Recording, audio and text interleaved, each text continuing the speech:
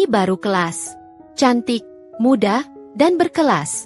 Teriak suamiku, Devano, sambil merangkul wanita lain di depan mataku, di restoran mewah yang biasa kami datangi untuk merayakan momen spesial. Aku hanya tersenyum tipis. Padahal dadaku seperti diremas kuat-kuat. Dia sengaja mengundangku ke sini, bukan untuk rekonsiliasi, tapi untuk parade penghinaan. Gak kayak kamu yang cuma bisa di rumah.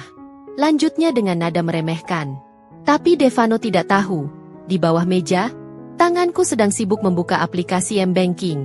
1 klik, 2 klik, 3 klik, dan dalam hitungan detik, semua kartu kreditnya diblokir. 1 jam kemudian, saat dia dengan angkuhnya memanggil kasir untuk membayar tagihan puluhan juta, wajahnya berubah pucat pasi ketika mesin EDC berbunyi, Declinet. Dan saat itu, aku. Halo semuanya. Semoga kalian semua dalam keadaan sehat dan bahagia selalu ya. Yuk, tulis di kolom komentar kalian nonton dari kota mana.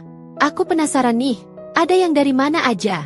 Pagi itu, notifikasi pesan masuk di ponselku berbunyi tepat pukul 9. Aku sedang menyiapkan sarapan di dapur apartemen kami. Apartemen yang sejak 3 bulan terakhir terasa seperti rumah hantu karena Devano jarang pulang.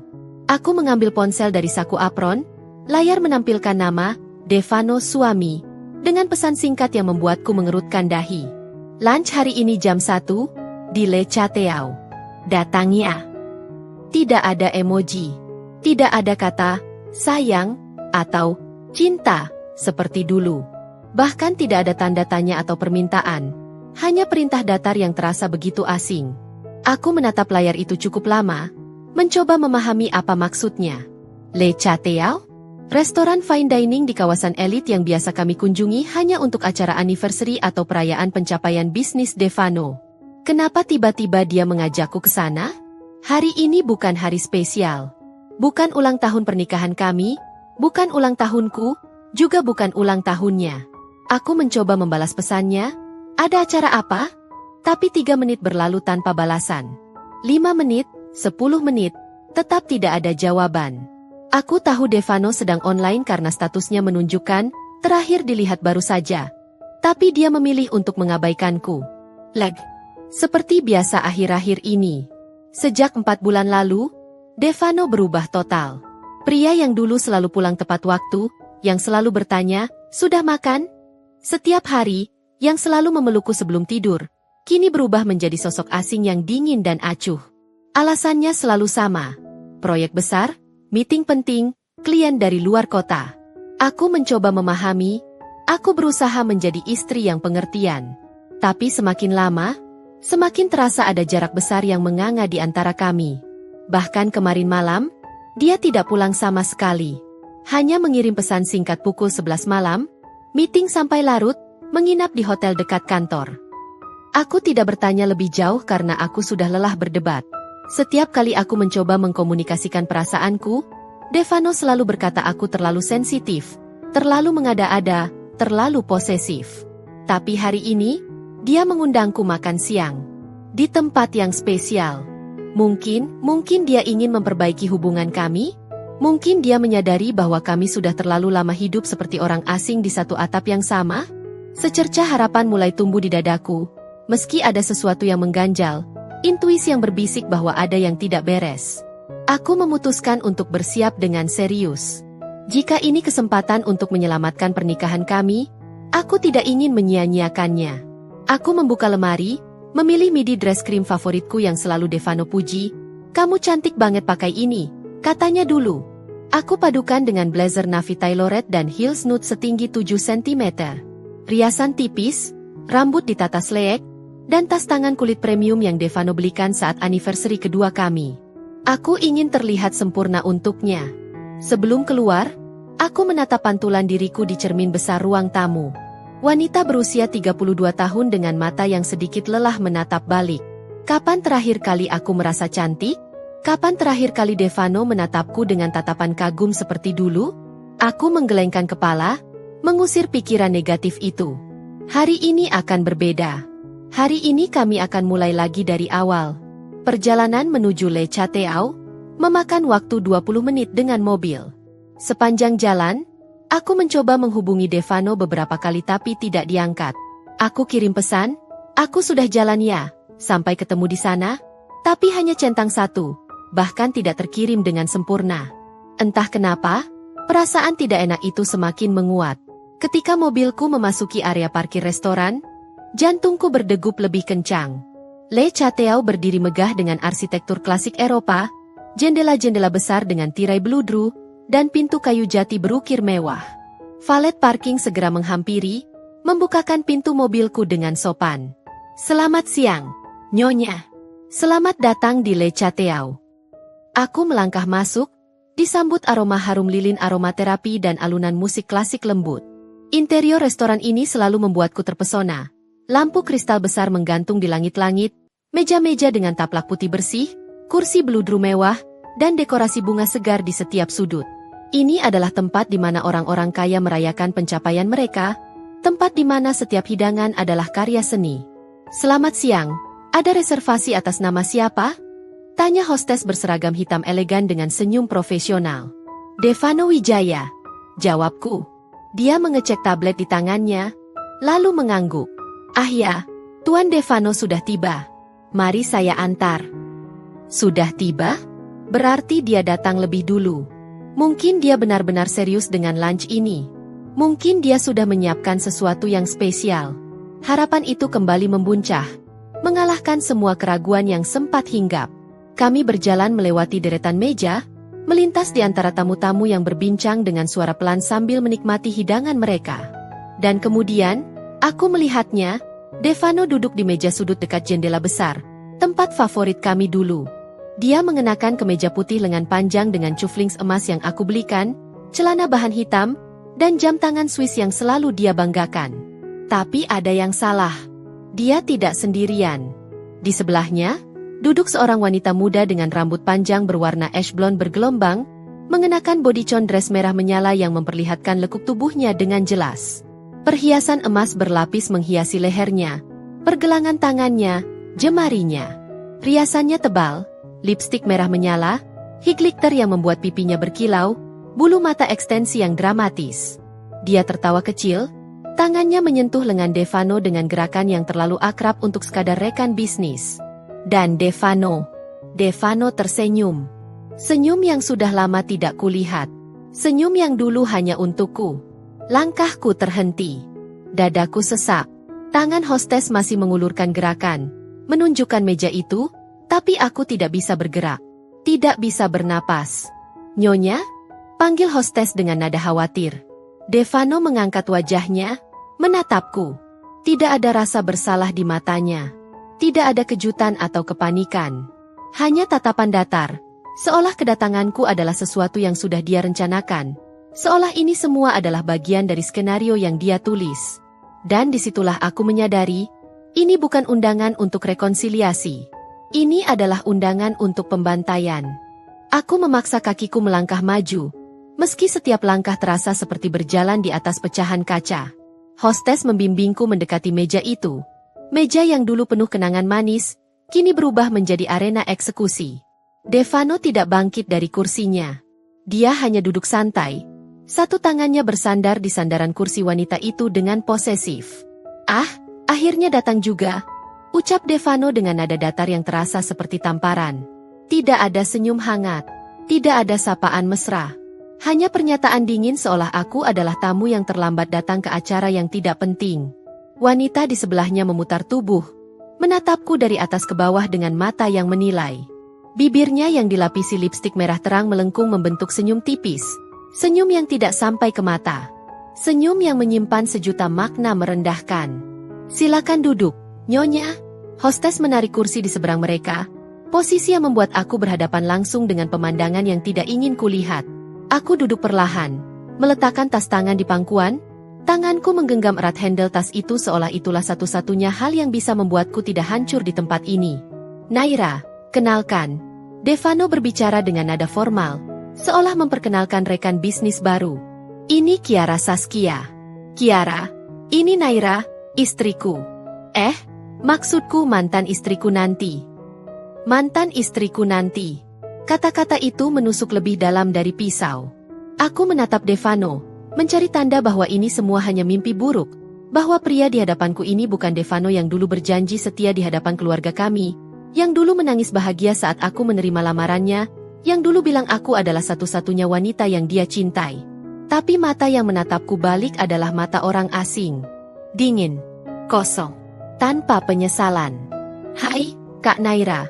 Kiara menyapa dengan suara yang dibuat-buat manis, sedikit sengau.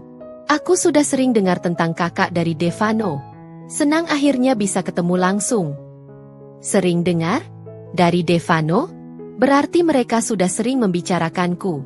Entah apa yang Devano katakan tentangku pada wanita ini, dan entah kenapa pikiran itu membuat dadaku semakin sesak." "Senang berkenalan," jawabku datar, suaraku hampir tidak keluar. Aku tidak tahu harus berkata apa lagi. Otakku seperti mati rasa, mencoba memproses situasi absurd ini tapi tidak mampu. Devano meraih daftar menu yang sudah terbuka di meja, bahkan tidak memberiku waktu untuk mencerna shock yang baru saja kuterima. "Kita pesan dulu yuk. Kiara, kamu mau apa? Jangan sungkan ya, pesan apa aja yang kamu mau. Hari ini aku yang traktir." Kiara cekikikan, tangannya menyentuh lengan Devano dengan manja. "Ih, Devano baik banget sih. Aku mau yang lobster thermidor aja deh, sama truffle pasta. Oh iya, wine-nya yang terbaik di sini apa ya?" Chateau Margaux, Vintage 2015. Harganya lumayan tapi worth it banget. "Kita ambil satu botol ya buat berdua." Devano menjawab dengan nada riang yang tidak pernah lagi dia gunakan saat bicara denganku. "Buat berdua, bukan buat bertiga." Aku hanya duduk di situ, seperti patung, seperti penonton yang tidak diundang di pertunjukan yang menyakitkan ini. Pelayan datang menghampiri, mencatat pesanan mereka dengan detail. Lobster thermidor, truffle pasta, searet wagyu beef, foie gras, beberapa appetizer mewah yang namanya bahkan asing di telingaku, dan satu botol wine yang harganya bisa untuk biaya hidup sebulan. "Untuk nyonya?" Pelayan mengarahkan perhatian padaku dengan sopan. "Aku air putih saja," jawabku pelan. Devano mendengus. "Air putih? Naira, ini restoran bintang 5, bukan warteg. Pesan yang bener dong, jangan maluin." "Maluin?" Dia bilang aku yang maluin? "Udah deh, biarkan aja." Kiara menyela dengan nada sok bijak. "Mungkin kakak lagi diet atau gimana? Kan sekarang lagi musim diet intermittent fasting. Katanya bagus buat yang udah." "Ya, udah masuk usia segitu." "Usia segitu? Aku baru 32 tahun, dan wanita ini, yang sepertinya bahkan belum sampai 30, sudah menganggapku tua." Pelayan mengangguk canggung, mencatat pesananku yang hanya air putih, lalu buru-buru pergi seolah tidak ingin terlibat dalam ketegangan yang mulai terasa pekat di meja ini. Begitu pelayan menjauh, Devano bersandar di kursinya, menatapku dengan tatapan yang sulit kuartikan. Ada campuran kepuasan, kemenangan, dan sesuatu yang lebih gelap. Seolah dia sedang menikmati setiap detik penderitaanku. "Jadi, Naira," Devano memulai dengan nada santai, seolah kami sedang membicarakan cuaca. "Aku undang kamu ke sini karena aku pikir kamu berhak tahu langsung. Daripada kamu dengar dari orang lain atau malah stalking-stalking aku kayak kemarin-kemarin itu." "Stalking? Aku tidak pernah stalking dia. Aku hanya mencoba menelepon suamiku sendiri, karena dia tidak pernah pulang. Aku dan Kiara sudah berjalan hampir 6 bulan. Lanjut Devano, tangannya meraih tangan Kiara di atas meja dengan gerakan yang terlalu intim. "Dan aku sekarang yakin, dia adalah orang yang tepat buat aku. Makanya, aku akan segera urus cerai kita." 6 bulan. 6 bulan berarti sejak awal dia mulai jarang pulang. Sejak awal dia mulai dingin padaku. Sejak awal aku mulai merasakan ada yang berubah tapi selalu dia bilang aku terlalu paranoid. "Lihat deh, Kiara ini cantik, muda, berkelas." Devano memuji wanita itu di hadapanku, seolah aku bukan apa-apa. Dia punya fashion sense yang bagus, selalu tahu tempat-tempat hits, gaul, seru diajak ngobrol. Gak kayak kamu yang, yah, kamu tahu sendirilah. Cuma bisa di rumah, gak pernah upgrade diri, tiap hari itu-itu aja. Boring banget pokoknya. Setiap kata yang keluar dari mulutnya adalah racun yang perlahan membunuhku dari dalam. Aku yang selalu mendukung karirnya, yang rela meninggalkan pekerjaanku sendiri saat dia bilang dia butuh istri yang bisa fokus urus rumah tangga, yang selalu menyiapkan segala kebutuhannya, sekarang dibilang boring. Tidak pernah upgrade, cuma bisa di rumah. Kiara tersenyum puas, tangannya membelai lengan Devano dengan posesif. Iya, aku sama Devano tuh vibe-nya cocok banget. Kita suka hal-hal yang sama, hobi yang sama, circle pertemanan yang sama. Makanya dari awal udah klik gitu. Kan sayang? Banget.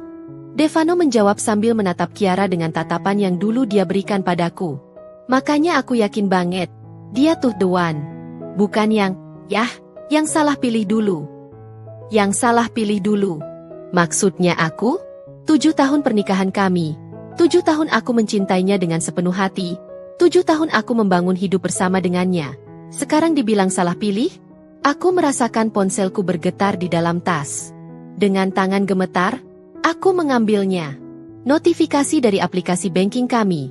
Rekening bersama yang kami buat untuk dana keluarga, untuk masa depan kami, untuk anak yang kami rencanakan. Saldo di sana adalah hasil kerja kerasku juga, hasil tabungan bertahun-tahun yang kami kumpulkan bersama. Dan di saat itulah, sesuatu di dalam diriku bergeser. Bukan kesedihan lagi yang kurasakan. Bukan rasa sakit yang mendominasi. Tapi sesuatu yang lebih dingin, lebih tajam, kemarahan yang perlahan membara menjadi tekad. Aku melihat Devano dan Kiara yang sibuk tertawa, sibuk merencanakan masa depan mereka seolah aku hanya penonton yang tidak penting. Aku melihat bagaimana Devano dengan mudahnya membuangku setelah semua yang aku berikan. Aku melihat bagaimana Kiara menatapku dengan pandangan meremehkan, seolah aku adalah barang bekas yang sudah tidak berguna. Dan aku memutuskan, aku tidak akan menangis di sini. Tidak akan memberi mereka kepuasan melihatku hancur. Aku akan membuat mereka menyesal. Pelan-pelan, aku membuka tas tanganku di pangkuan, memastikan tidak ada yang melihat. Jemariku membuka aplikasi M-Banking. Layar menampilkan dashboard dengan rekening bersama kami yang saldonya cukup untuk membuat siapapun tersenyum. Hasil investasi, bonus Devano, dan uang hasil kerjaku dulu sebelum resign. Aku menatap kedua insan di hadapanku yang masih sibuk dengan dunia mereka sendiri. Kemudian, dengan satu tarikan napas dalam, aku mulai mengetik. Dan pertunjukan sebenarnya baru saja dimulai. Pelayan datang membawa nampan besar berisi appetizer pertama. Foie gras yang disajikan dengan artistik plating, dihiasi edible gold dan saus berry reduction yang mengkilap di bawah lampu kristal. Aromanya harum. Tampilannya sempurna seperti karya seni yang terlalu indah untuk dimakan.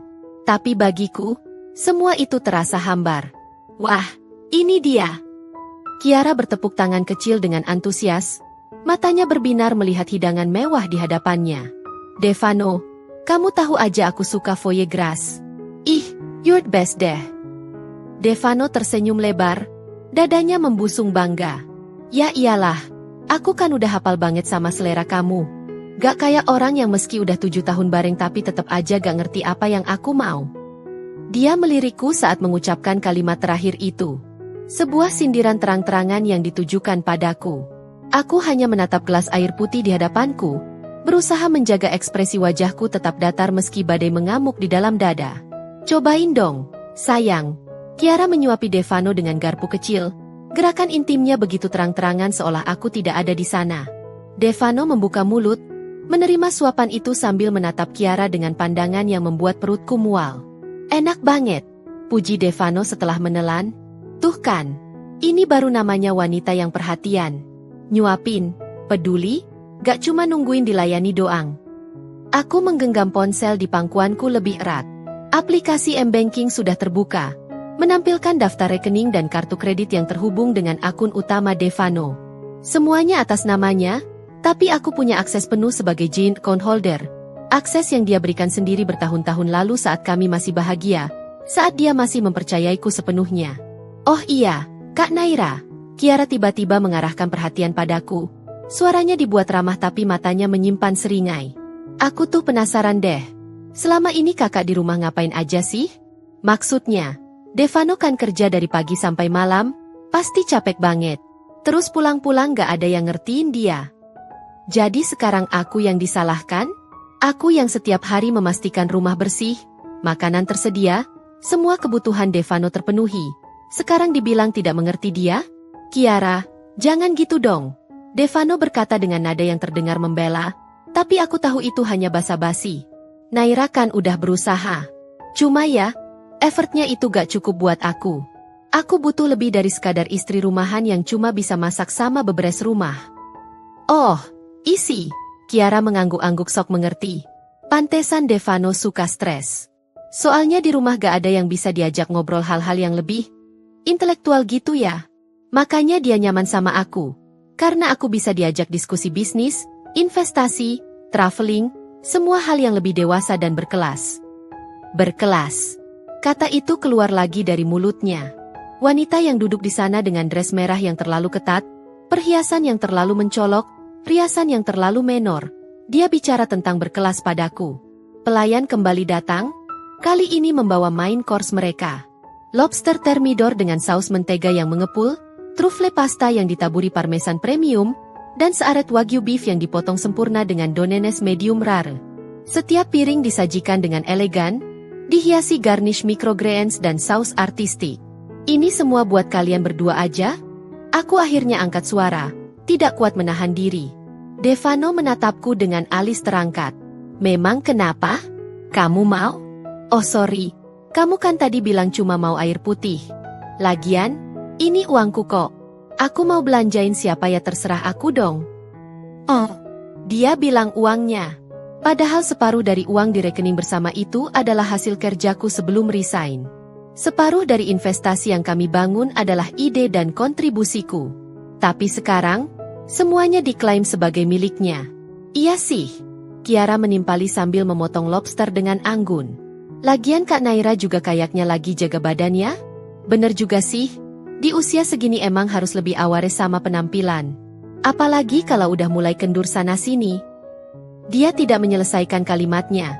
Tapi maksudnya sudah sangat jelas. Penghinaan yang dibungkus dalam kalimat yang terdengar seperti perhatian, taktik wanita perebut yang sudah klasik. Kiara, kamu tuh pinter banget sih ngomongnya. Devano tertawa kecil. Diplomatis tapi tutpon. Ini baru namanya wanita cerdas. Gak kayak yang cuma bisa ngambek diam-diaman doang kalau ada masalah. Mereka berdua tertawa. Suara tawa yang membuat beberapa tamu di meja sebelah melirik ke arah kami. Aku bisa merasakan tatapan penasaran mereka, bisikan-bisikan halus yang mulai terdengar. Tapi Devano dan Kiara tidak peduli. Atau mungkin justru mereka menikmati perhatian itu.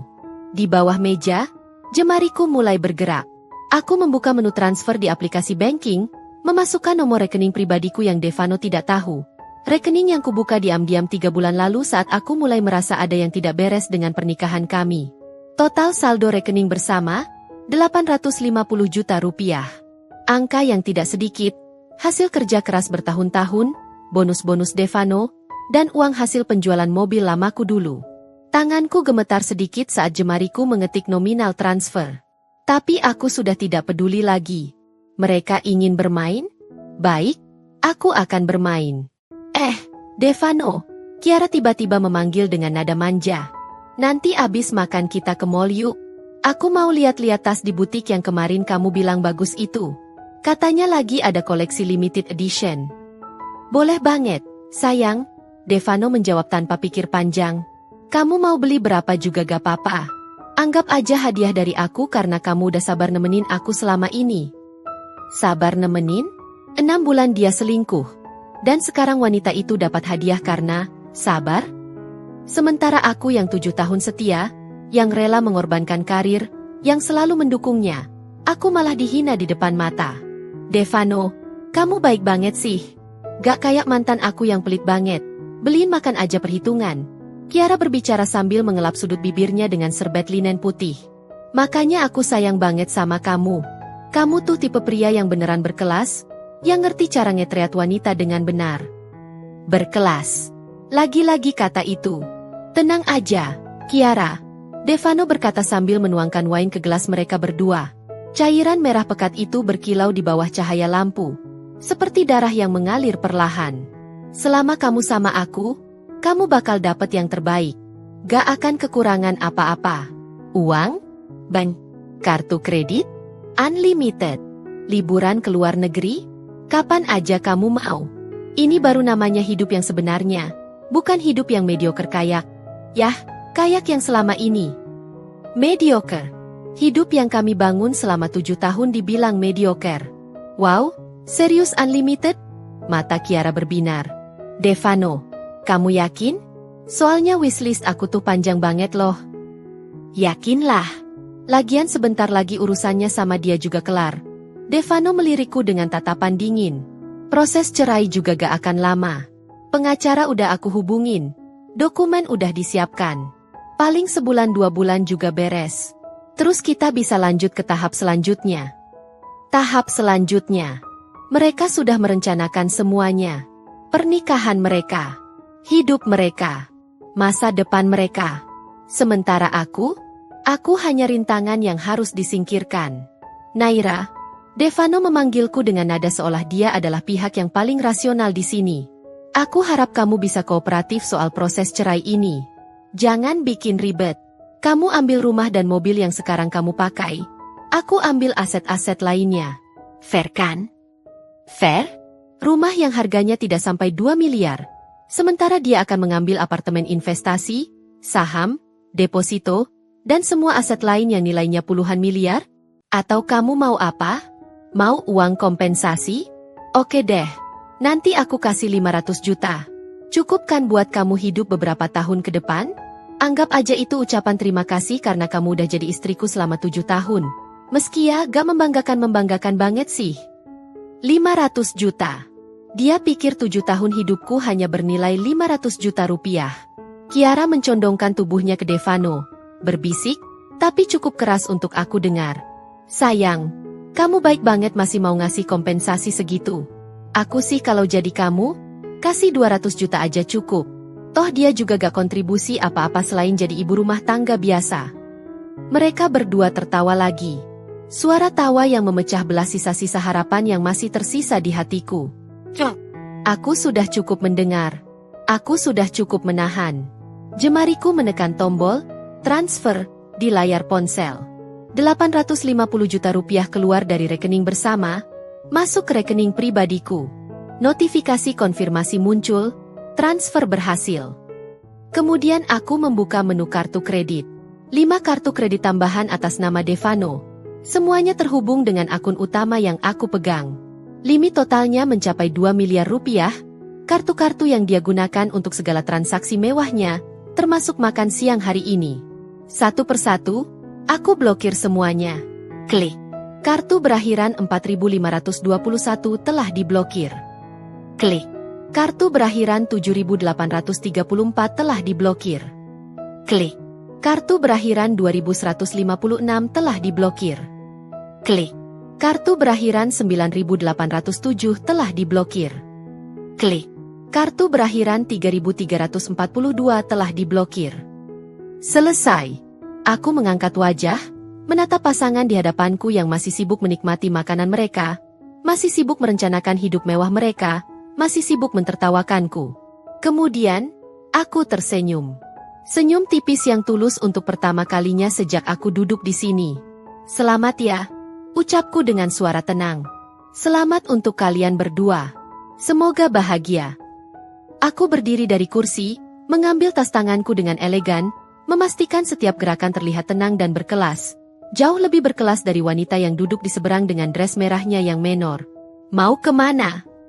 Devano bertanya dengan nada acuh, bahkan tidak mengangkat wajah dari piringnya. Pulang, jawabku singkat. Nikmati makan siang kalian. Oh iya, pesanan kalian tadi sepertinya belum selesai kan? Pelayan bilang masih ada dessert dan wine botol kedua. Pesan saja semua yang kalian mau. Hari ini kan spesial. Kiara menatapku dengan pandangan bingung. Emang kenapa tiba-tiba baik gini?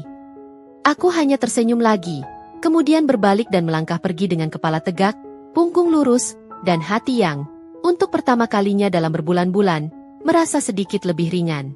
Karena aku tahu, 1 jam dari sekarang, pertunjukan yang sebenarnya akan dimulai. Dan aku tidak sabar untuk melihat wajah mereka saat dunia mereka runtuh. Aku berjalan melewati deretan meja dengan langkah tenang, meski jantungku berdebar keras di dalam dada. Setiap langkah menjauhiku dari meja itu terasa seperti pembebasan. Seperti melepaskan beban berat yang selama ini menekan bahuku. Beberapa tamu melirik arahku, mungkin menyadari ada sesuatu yang tidak biasa terjadi di meja sudut tadi, tapi aku tidak peduli. Aku terus melangkah dengan kepala tegak. Hostes yang tadi mengantarku berdiri di dekat pintu masuk. Wajahnya menunjukkan ekspresi khawatir saat melihatku. "Nyonya, ada yang bisa kami bantu?" Tanyanya dengan nada hati-hati. "Tidak, terima kasih," jawabku dengan senyum tipis. "Semuanya baik-baik saja. Saya hanya perlu udara segar sebentar." Dia mengangguk, meski tetap terlihat ragu. Aku melangkah keluar dari restoran, disambut hembusan angin sore yang sejuk. Valet parking segera menghampiri, menawarkan untuk mengambil mobilku, tapi aku menggeleng pelan. "Sebentar lagi. Saya tunggu di sini dulu." Aku berjalan menuju area taman kecil di samping gedung restoran. Sebuah spot tenang dengan bangku kayu dan tanaman hias yang tertata rapi. Tempat yang sempurna untuk menenangkan diri sambil menyelesaikan apa yang baru saja kumulai. Duduk di bangku itu, aku mengeluarkan ponsel dari tas tangan. Layar masih menampilkan aplikasi M-Banking dengan notifikasi, transfer berhasil, yang membuatku merasa lega, puas, atau mungkin campuran dari banyak emosi yang tidak bisa aku definisikan dengan jelas. Tapi aku belum selesai. Aku membuka menu rekening sekali lagi, mengecek dengan teliti setiap detail. Rekening bersama yang tadi berisi 850 juta kini menampilkan saldo Rp47.328. Hanya sisa receh dari biaya admin dan transaksi-transaksi kecil yang terlupakan. Sisanya sudah aman berpindah ke rekening pribadiku. Kemudian aku membuka riwayat kartu kredit.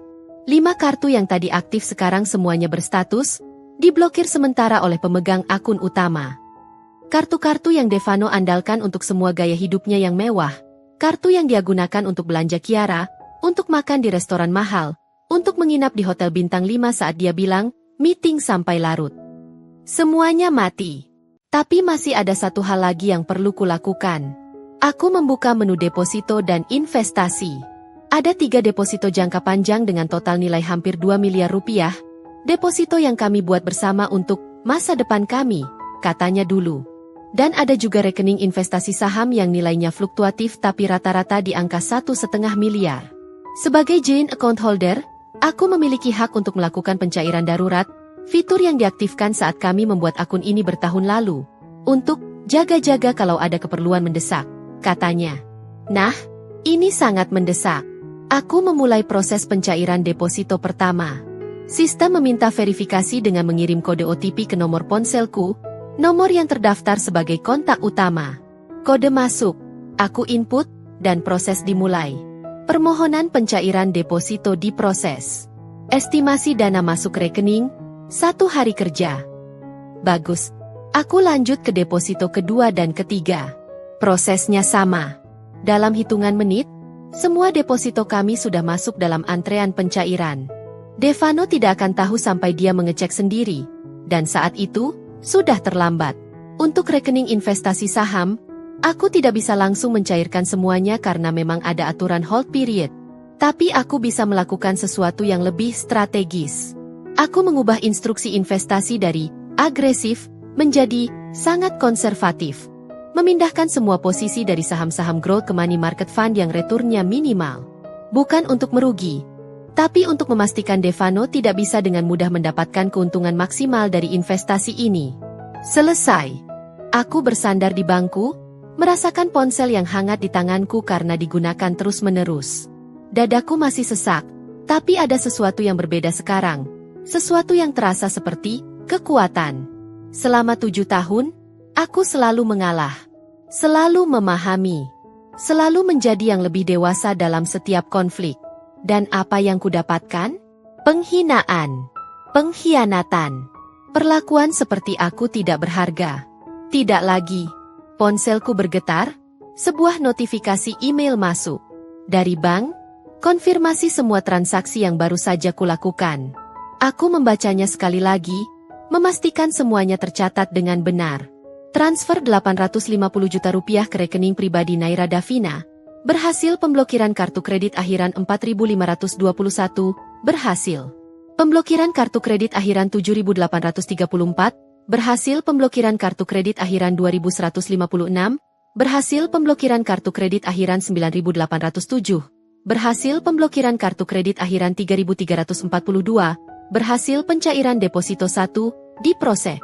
Pencairan deposito 2, diproses. Pencairan deposito 3, diproses. Perubahan profil investasi, berhasil. Sempurna. Aku menatap gedung restoran di kejauhan. Dari sini, aku bisa melihat jendela besar area dining, melihat siluet orang-orang yang sedang menikmati makan siang mereka. Di suatu tempat di dalam sana, Devano dan Kiara masih sibuk dengan dunia mereka sendiri, masih tertawa, masih merencanakan masa depan dengan uang yang sekarang sudah tidak ada lagi. Aku membayangkan apa yang akan terjadi nanti. Mungkin sekitar 1 jam dari sekarang. Atau mungkin lebih cepat kalau mereka memesan lebih banyak. Mereka akan selesai makan, puas dengan hidangan mewah dan wine mahal. Devano akan memanggil pelayan dengan gerakan angkuh khasnya, meminta bil dengan percaya diri penuh. Kemudian dia akan menyerahkan kartu kreditnya. Kartu yang menurutnya unlimited. Kartu yang menurutnya adalah simbol kesuksesannya. Dan mesin EDC akan berbunyi, Dutchlinet. Dia akan mencoba lagi, mungkin berpikir ada kesalahan sistem. Dutchlinet lagi. Kartu kedua, ketiga, keempat, semuanya Dutchlinet. Kepanikan akan mulai merayap. Dia akan mengecek ponselnya, membuka aplikasi banking, dan melihat saldo rekening bersama yang sekarang hampir nol. Dia akan bingung, marah, frustasi, mencari-cari penjelasan kenapa tiba-tiba semua uangnya menghilang. Dan saat itulah dia akan menyadari, istrinya yang tadi dia hina, yang tadi dia permalukan di depan selingkuhannya, yang tadi dia anggap tidak berharga, adalah orang yang memegang kendali sesungguhnya atas semua aset finansial mereka. Aku tersenyum kecil membayangkan ekspresi wajahnya. Wajah yang akan berubah dari angkuh menjadi panik, dari percaya diri menjadi malu, dari merasa superior menjadi tidak berdaya. Nyonya Naira. Aku tersentak dari lamunan. Seorang pelayan muda dari restoran berdiri tidak jauh dariku, membawa nampan kecil dengan segelas air lemon dingin. Maaf mengejutkan, Nyonya, ucapnya sopan. Hostes kami melihat Nyonya di sini sendirian, jadi kami bawakan minuman komplimentari dari restoran. Oh, terima kasih. Aku menerima gelas itu, menghargai gestur kecil yang tidak terduga. Kalian sangat perhatian. Pelayan itu tersenyum, tapi matanya menunjukkan kekhawatiran. Apakah Nyonya baik-baik saja? Tadi sepertinya maaf, saya tidak bermaksud ikut campur, tapi kalau Nyonya butuh bantuan. Dia tidak menyelesaikan kalimatnya, tapi maksudnya jelas. Mereka tahu ada sesuatu yang tidak beres di meja itu tadi. Mungkin mereka mendengar sebagian percakapan, atau mungkin hanya intuisi dari pengalaman melayani berbagai macam drama di restoran mewah. Aku baik-baik saja, jawabku dengan senyum tulus. Malah, aku rasa aku baru saja melakukan keputusan terbaik dalam hidupku. Pelayan itu mengangguk pelan, meski wajahnya masih penuh tanda tanya. Dia membungkuk sopan lalu kembali ke dalam restoran. Aku menyesap air lemon itu perlahan, merasakan kesegaran asam yang menyeimbangkan rasa pahit di mulutku. Di kejauhan, langit mulai berubah warna, senja mulai merayap, menciptakan gradasi jingga keemasan yang indah. Untuk pertama kalinya dalam berbulan-bulan, aku merasa bisa bernapas lega. Ponselku bergetar lagi, kali ini pesan dari Devano. Kamu kemana? Pulang duluan? Ya udahlah, terserah. Sing. Dingin. Tidak ada tanda tanya apakah aku baik-baik saja. Tidak ada rasa bersalah atas semua yang dia lakukan tadi. Hanya pesan datar yang memperjelas bahwa aku memang sudah tidak berarti apa-apa lagi baginya. Aku tidak membalas. Biarkan dia menikmati sisa waktu berharganya dengan Kiara. Biarkan mereka tertawa, bercanda, merencanakan hidup mewah mereka. Biarkan Devano merasa seperti pemenang. Seperti pria sukses yang bisa membuang istrinya dan langsung mendapatkan wanita lebih muda dan lebih baik. Karena dalam waktu kurang dari 1 jam, realitas akan menampar mereka dengan sangat keras. Dan aku akan duduk di sini, menikmati air lemon dinginku, sambil menunggu pertunjukan dimulai. Ponsel yang kukembalikan ke dalam tas tidak akan menerima telepon atau pesan darurat dari Devano, karena aku sudah mematikan notifikasi khusus darinya. Biar dia panik sendiri. Biar dia merasakan bagaimana rasanya tidak punya siapa-siapa saat butuh bantuan. Seperti yang selama ini kurasakan. Aku menghabiskan air lemon itu sampai tetes terakhir, lalu berdiri dari bangku. Valet parking masih berdiri di posnya, langsung mendekat saat melihatku bangkit. Mobil saya, tolong, Ucapku sambil menyerahkan tiket. Siap, Nyonya. Sebentar ya. Sementara menunggu, aku sekali lagi melirik ke arah restoran. Jendela-jendela besar itu sekarang memantulkan cahaya senja, menciptakan efek kilauan keemasan yang indah tapi juga menyilaukan, sehingga aku tidak bisa melihat dengan jelas apa yang terjadi di dalam. Tapi tidak apa. Aku tidak perlu melihat, karena aku tahu persis apa yang akan terjadi. Dan untuk pertama kalinya dalam 7 tahun pernikahan ini, aku yang memegang kendali. Aku yang menentukan akhir cerita. Mobilku datang, aku masuk dengan elegan, menutup pintu dengan lembut. Sebelum pergi, aku melirik sekali lagi ke gedung restoran itu. Gedung yang dulu menyimpan kenangan manis, kini menjadi saksi kehancuran pernikahan yang sudah lama rapuh. Selamat menikmati makan siangmu, Devano, bisikku pelan sambil tersenyum. Karena ini akan jadi makan siang termahal dalam hidupmu. Dan dengan itu, aku menginjak gas, meninggalkan Le Chateau, meninggalkan masa lalu yang menyakitkan, dan menuju masa depan yang akhirnya kumiliki sendiri. Sementara itu, di dalam restoran Le Chateau, suasana di meja sudut dekat jendela besar terasa sangat berbeda. Devano bersandar santai di kursinya, satu tangan masih menggenggam gelas wine yang setengah penuh, sementara tangan satunya bermain-main dengan ponsel, scrolling tanpa tujuan sambil sesekali tertawa kecil membaca sesuatu di layar. Sayang, lihat deh ini. Devano menyodorkan ponselnya ke arah Kiara, menampilkan foto mobil sport mewah berwarna merah metalik. Gimana kalau nanti kita beli ini? Limited edition loh, cuma ada 5 unit di Indonesia. Kiara memekik kecil. Matanya berbinar melihat foto itu. Oh my god, seriously? Devano, ini mobil impian aku banget. Tapi harganya pasti mahal banget kan? 5 miliar, jawab Devano dengan enteng, seolah angka itu hanyalah recehan. Tapi gak apa-apa, investasi juga kan. Mobil kayak gini nilainya bakal naik terus. Lagian, aku pengen ngasih yang terbaik buat kamu. Kiara meraih tangan Devano di atas meja, menggenggamnya dengan kedua tangannya sambil memasang wajah terharu yang dibuat-buat. Devano, kamu tuh sempurna banget sih. Aku gak nyangka bisa ketemu pria sekeren ini. Baik, tajir, ganteng, romantis pula. Ya iyalah, Devano menyeringai bangga. Makanya dari awal aku bilang, kamu tuh beda banget sama dia. Kamu ngerti aku, ngedukung mimpi-mimpi aku, dan yang paling penting, kamu setara sama aku. Gak kayak yang cuma jadi beban. Pelayan datang kembali, membawa dessert, coklat lava cake dengan vanilla ice cream dan raspberry choulis, disajikan di atas piring putih dengan dekorasi artistik menggunakan cocoa powder dan edible flowers. Aroma coklat hangat menyebar, menggugah selera. Ini dessert favorit saya, Tuan, ucap pelayan dengan sopan. Pastry chef kami membuat ini fresh, jadi lavanya masih mengalir sempurna. Perfect, Devano mengangguk puas. Oh iya, wine-nya mau habis nih. Bawain 1 botol lagi ya, yang sama. Chateau Margaux 2015. Pelayan sempat ragu sejenak, 1 botol wine itu harganya 28 juta rupiah.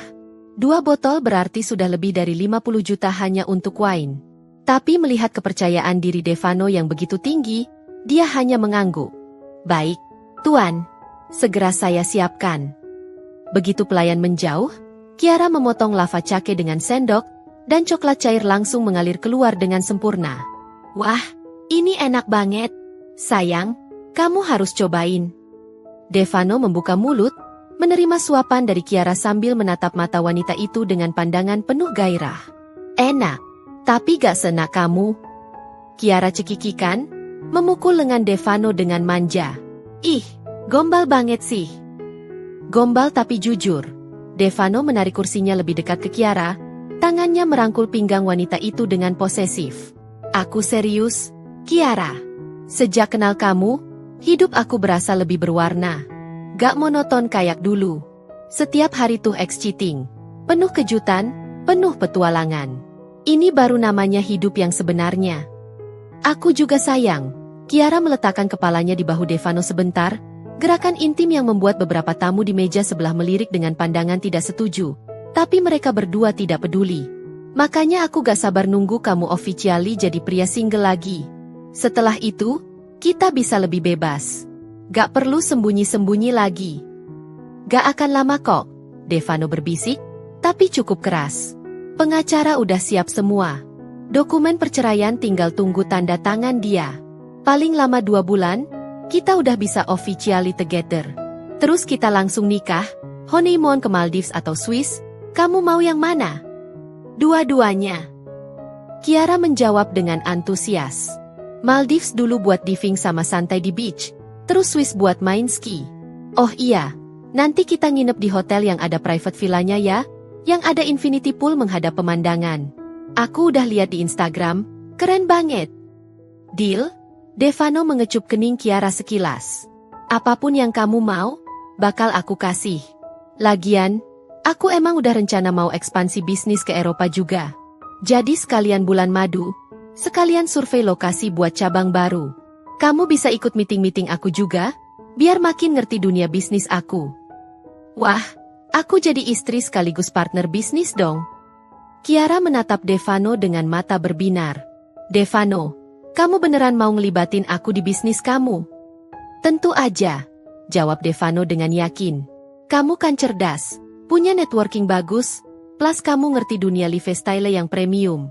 Itu semua valuable buat bisnis aku. Beda banget sama yang cuma ngerti dapur sama setrika. Mereka tertawa bersama. Suara tawa yang terdengar begitu lepas dan bahagia. Seolah tidak ada yang salah dengan situasi mereka. Seolah mengkhianati pernikahan 7 tahun adalah sesuatu yang wajar dan bisa dirayakan. Pelayan kembali dengan botol wine kedua. Membukanya dengan profesional dan menuangkan sedikit ke gelas Devano untuk tasting. Devano menyesap, membiarkan cairan merah itu berputar di mulutnya sebelum menelan. Sempurna, komentarnya singkat. Pelayan menuangkan wine ke kedua gelas mereka, lalu meletakkan botol di ice bucket di samping meja. Apakah ada lagi yang bisa saya siapkan, Tuan? Devano melirik menu sekali lagi. Bawain cheese platter yang premium ya, yang ada truffle cheese-nya. Sama, oh iya, ada champagne yang domprik non gak? Ada, Tuan. Vintage 2008 atau 2012? 2008, jawab Devano tanpa berpikir panjang. Botol kecil aja, buat penutup nanti. Baik, Tuan. Pelayan membungkuk lalu pergi lagi. Kiara menatap Devano dengan pandangan kagum bercampur tidak percaya. Sayang, kamu yakin? Itu kan mahal banget. Aku pernah baca, Dom Perignon vintage itu bisa puluhan juta per botol. Santai aja. Devano menepuk tangan Kiara dengan percaya diri. Hari ini kan spesial. Ini kayak celebration kita. Celebration karena aku akhirnya punya keberanian buat ninggalin masa lalu dan mulai hidup yang beneran aku mau. Jadi ya, worth it lah. Kamu beneran the best, Devano. Kiara mencium pipi Devano cepat. Aku beruntung banget bisa dapat kamu. Harusnya aku yang bilang gitu. Devano menatap Kiara dengan tatapan intens. Kamu tuh hadiah terbaik yang pernah aku dapet. Cantik, seksi, smart, ambitious, complete package. Gak kayak yang pelainjin banget, gak punya gairah hidup, gak punya mimpi apa-apa. Kasian juga sih sebenarnya. Kiara berkata dengan nada sok simpati, tapi matanya berbinar senang.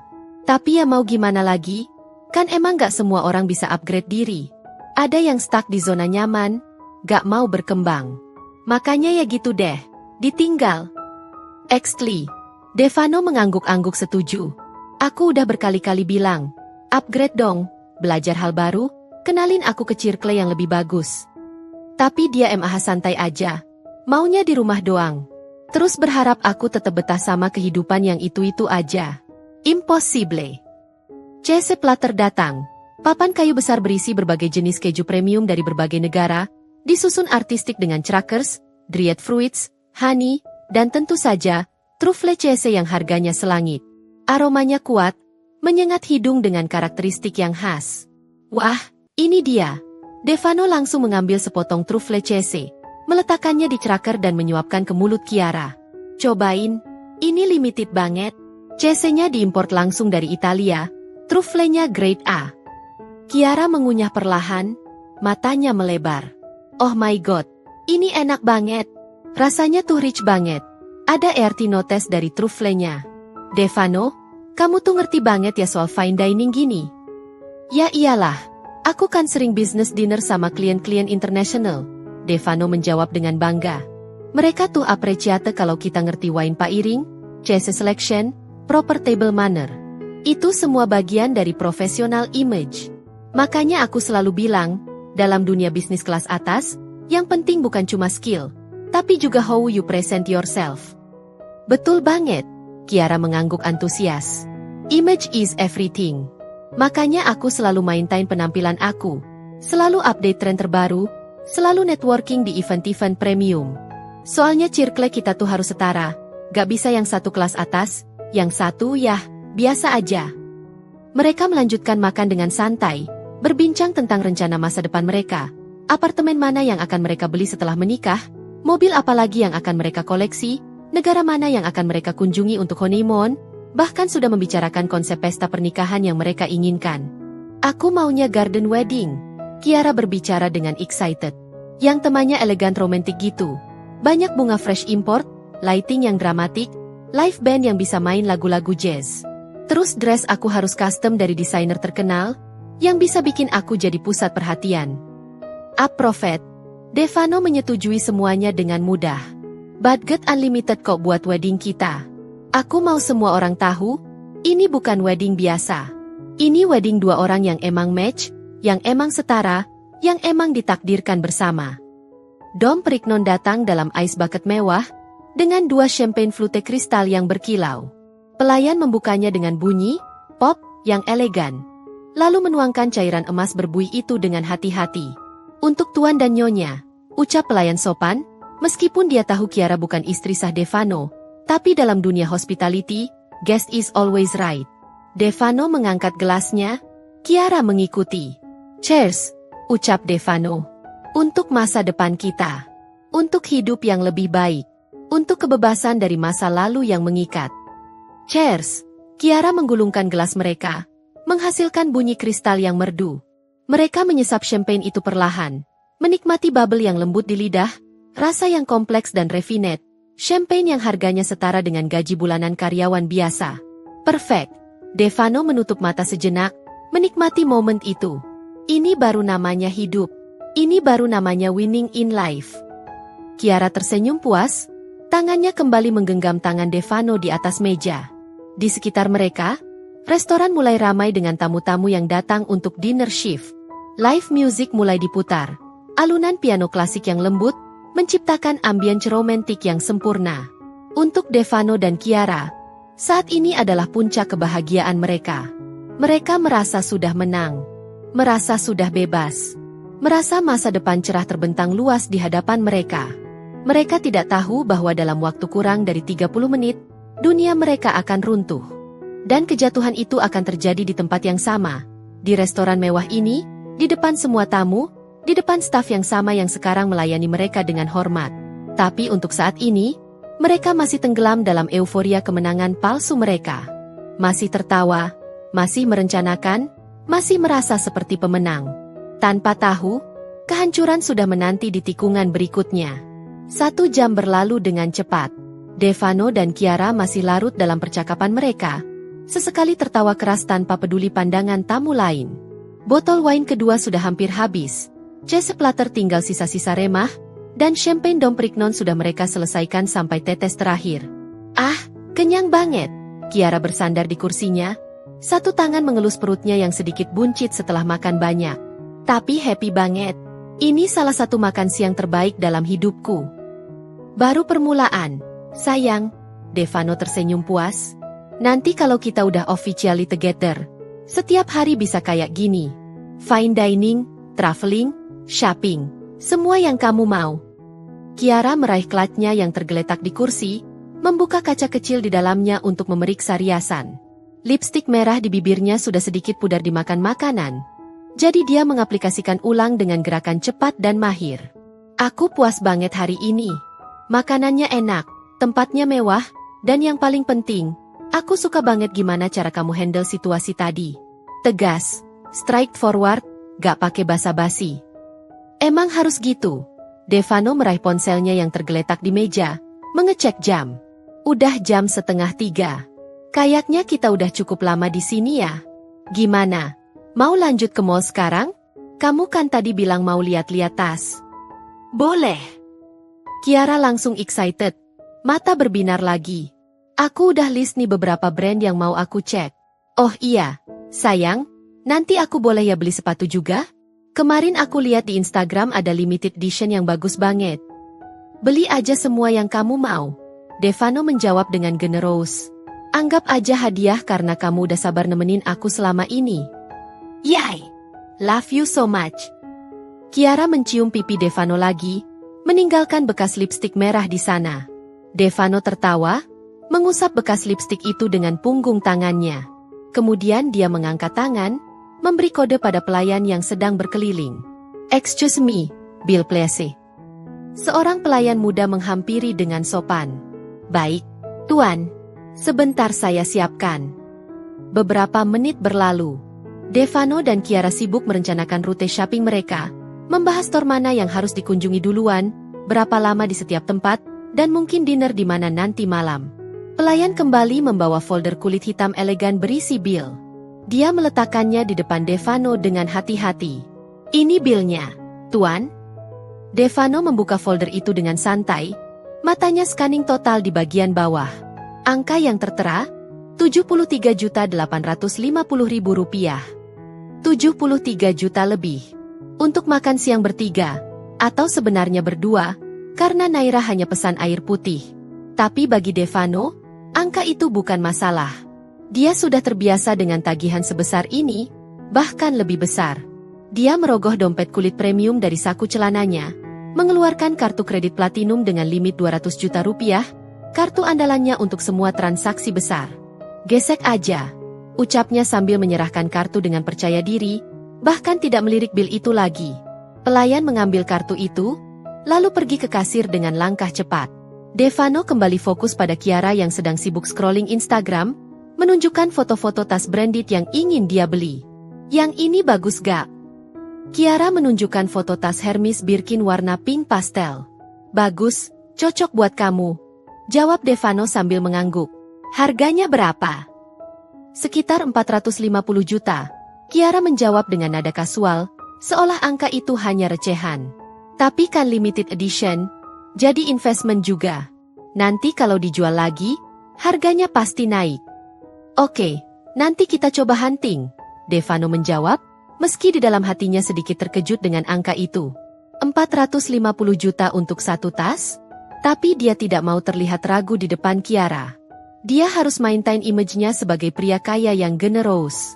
Beberapa menit berlalu. Pelayan yang tadi mengambil kartu kreditnya belum kembali. Devano mulai sedikit gelisah, tapi dia coba tetap terlihat santai. Mungkin mesinnya lama, pikirnya. Atau mungkin ada konfirmasi tambahan untuk transaksi besar. Akhirnya pelayan itu kembali, tapi ekspresi wajahnya terlihat canggung. Tidak seperti senyum profesional biasanya. Ada keraguan di matanya. Maaf, Tuan, ucapnya pelan, hampir berbisik. Kartu ini sepertinya ada masalah. Transaksi Declinet. Declinet? Devano mengerutkan dahi, bingung. Declinet? Itu impossible. Kartu itu limitnya 200 juta. Gak mungkin Declinet. Mungkin ada gangguan sistem, Tuan. Pelayan mencoba memberikan penjelasan yang paling diplomatis. Apakah Tuan punya kartu lain yang bisa dicoba? Kiara melirik Devano dengan pandangan bingung. Sayang, kenapa? Gak kenapa-kenapa kok, Devano menjawab cepat, berusaha menenangkan Kiara sambil meraih dompetnya lagi. Kayaknya emang sistem lagi error. Biasa, Bang suka gitu kadang-kadang. Dia mengeluarkan kartu kedua, kartu kredit Black Card dengan limit 500 juta. Kartu yang jarang dia pakai karena biasanya reserved untuk transaksi yang sangat besar. Coba pakai ini. Pelayan mengambil kartu itu dengan sopan, lalu pergi lagi ke kasir. Devano mencoba terlihat tenang, tapi jantungnya mulai berdetak sedikit lebih cepat. Declinet itu aneh. Sangat aneh. Kartu pertama itu baru dia pakai seminggu lalu dan masih aman-aman saja. Devano, serius gak apa-apa? Kiara bertanya dengan nada sedikit khawatir. Iya, serius. Devano tersenyum memaksa. Trust me, ini cuma technical issue biasa. Tapi pelayan kembali lagi, dengan ekspresi yang lebih canggung dari sebelumnya. Bahkan dia terlihat sedikit berkeringat. Maaf sekali, Tuan. Kartu ini juga declinet. Declinet lagi? Sekarang Devano mulai panik, meski dia coba menyembunyikannya. 2 kartu declinet berturut-turut? Itu bukan technical issue biasa.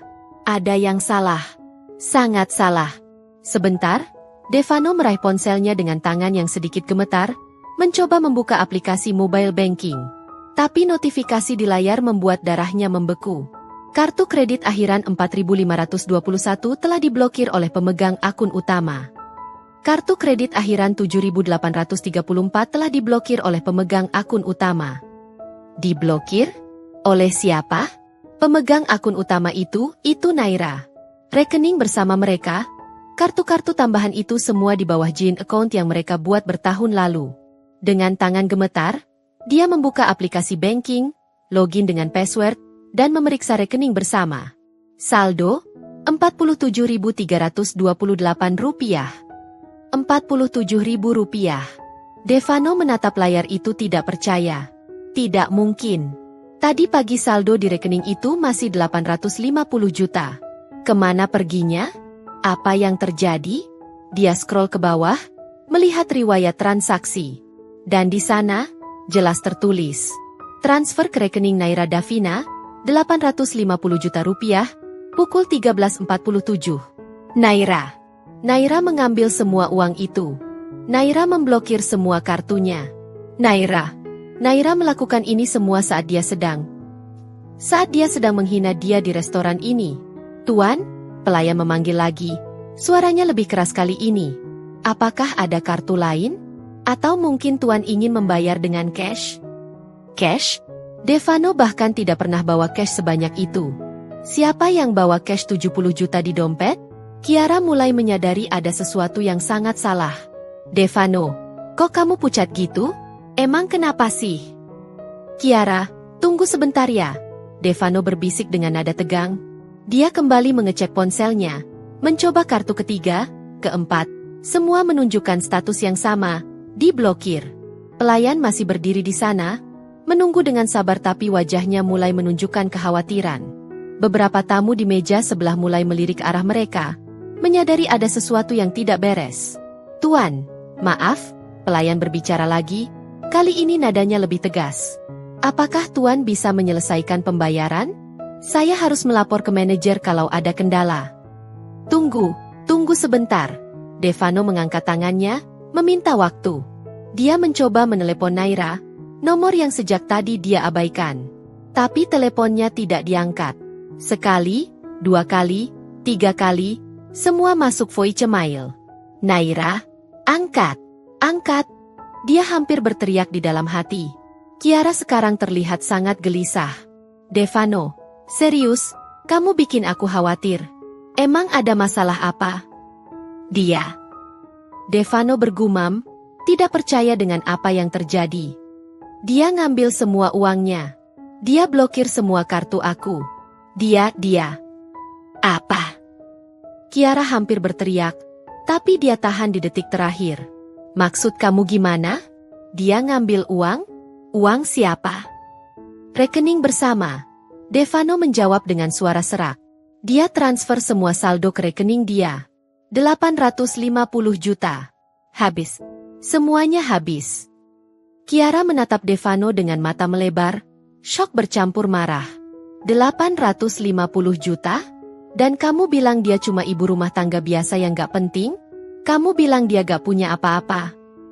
Beberapa tamu sekarang jelas menatap ke arah mereka. Bisikan mulai terdengar.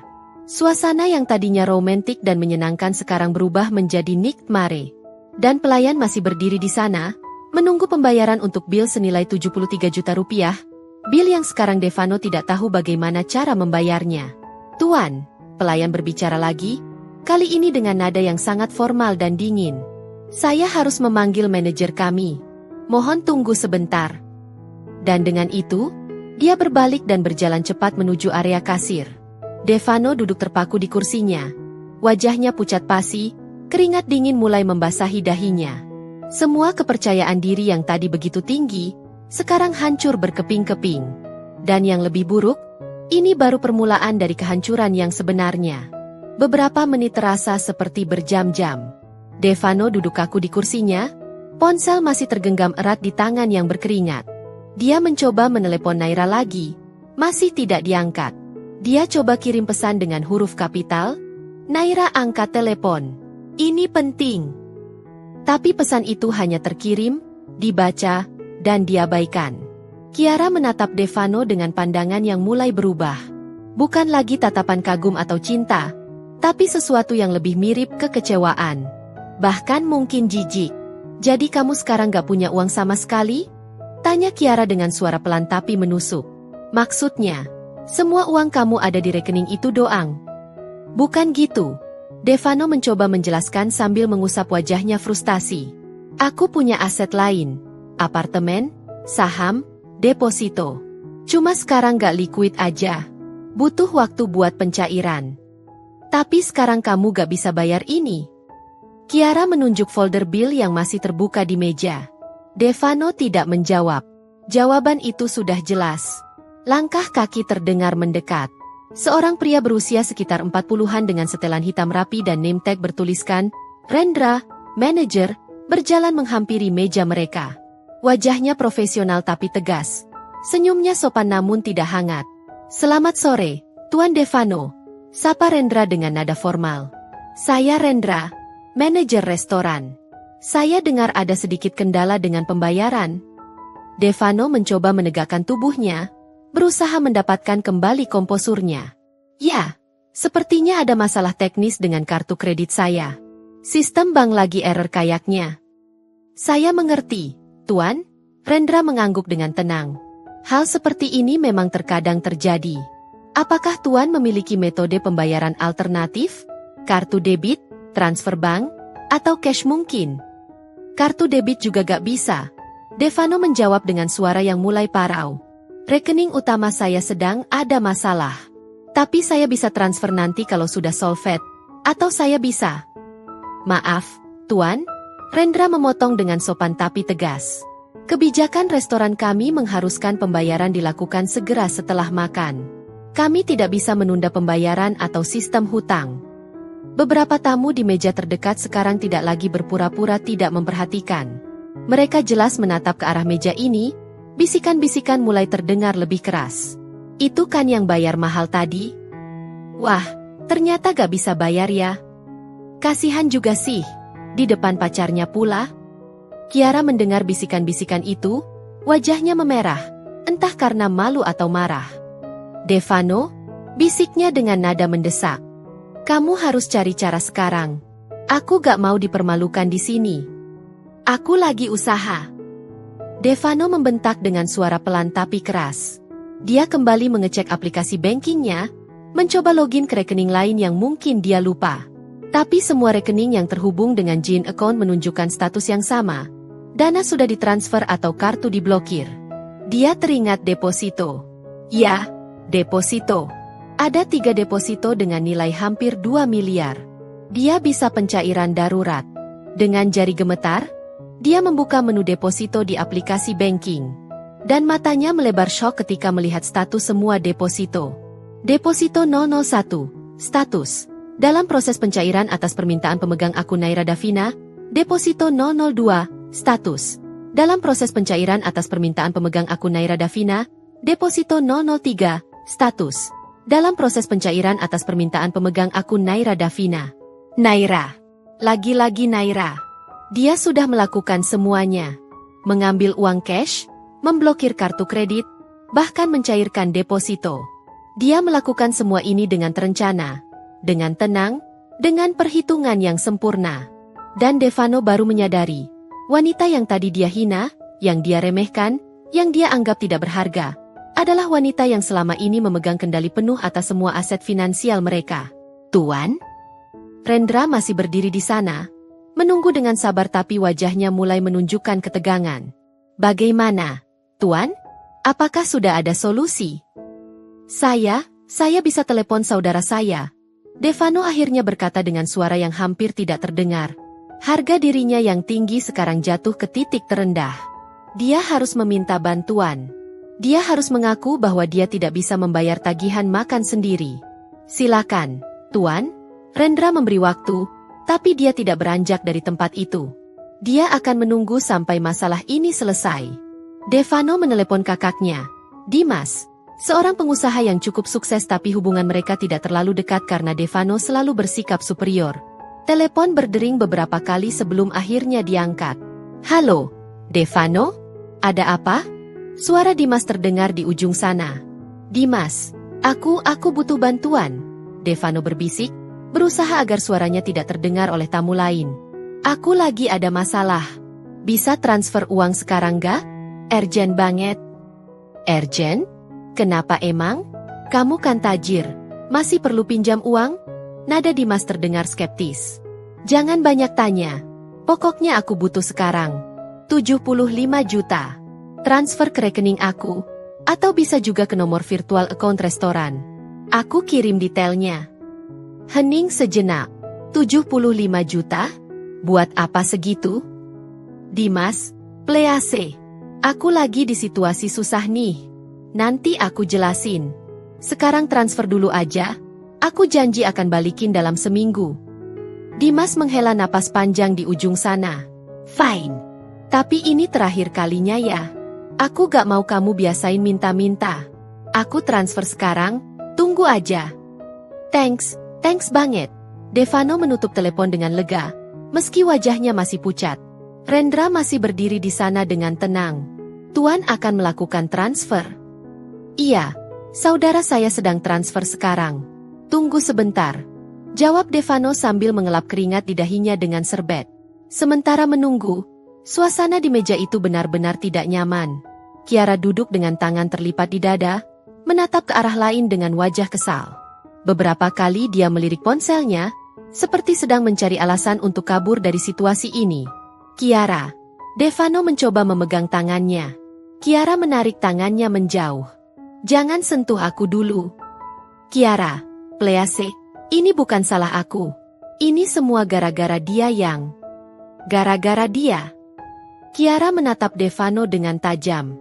Kamu yang bilang dia cuma ibu rumah tangga biasa yang gak ngerti apa-apa. Ternyata, dia yang pegang semua uang kamu. Dia yang punya akses ke semua rekening.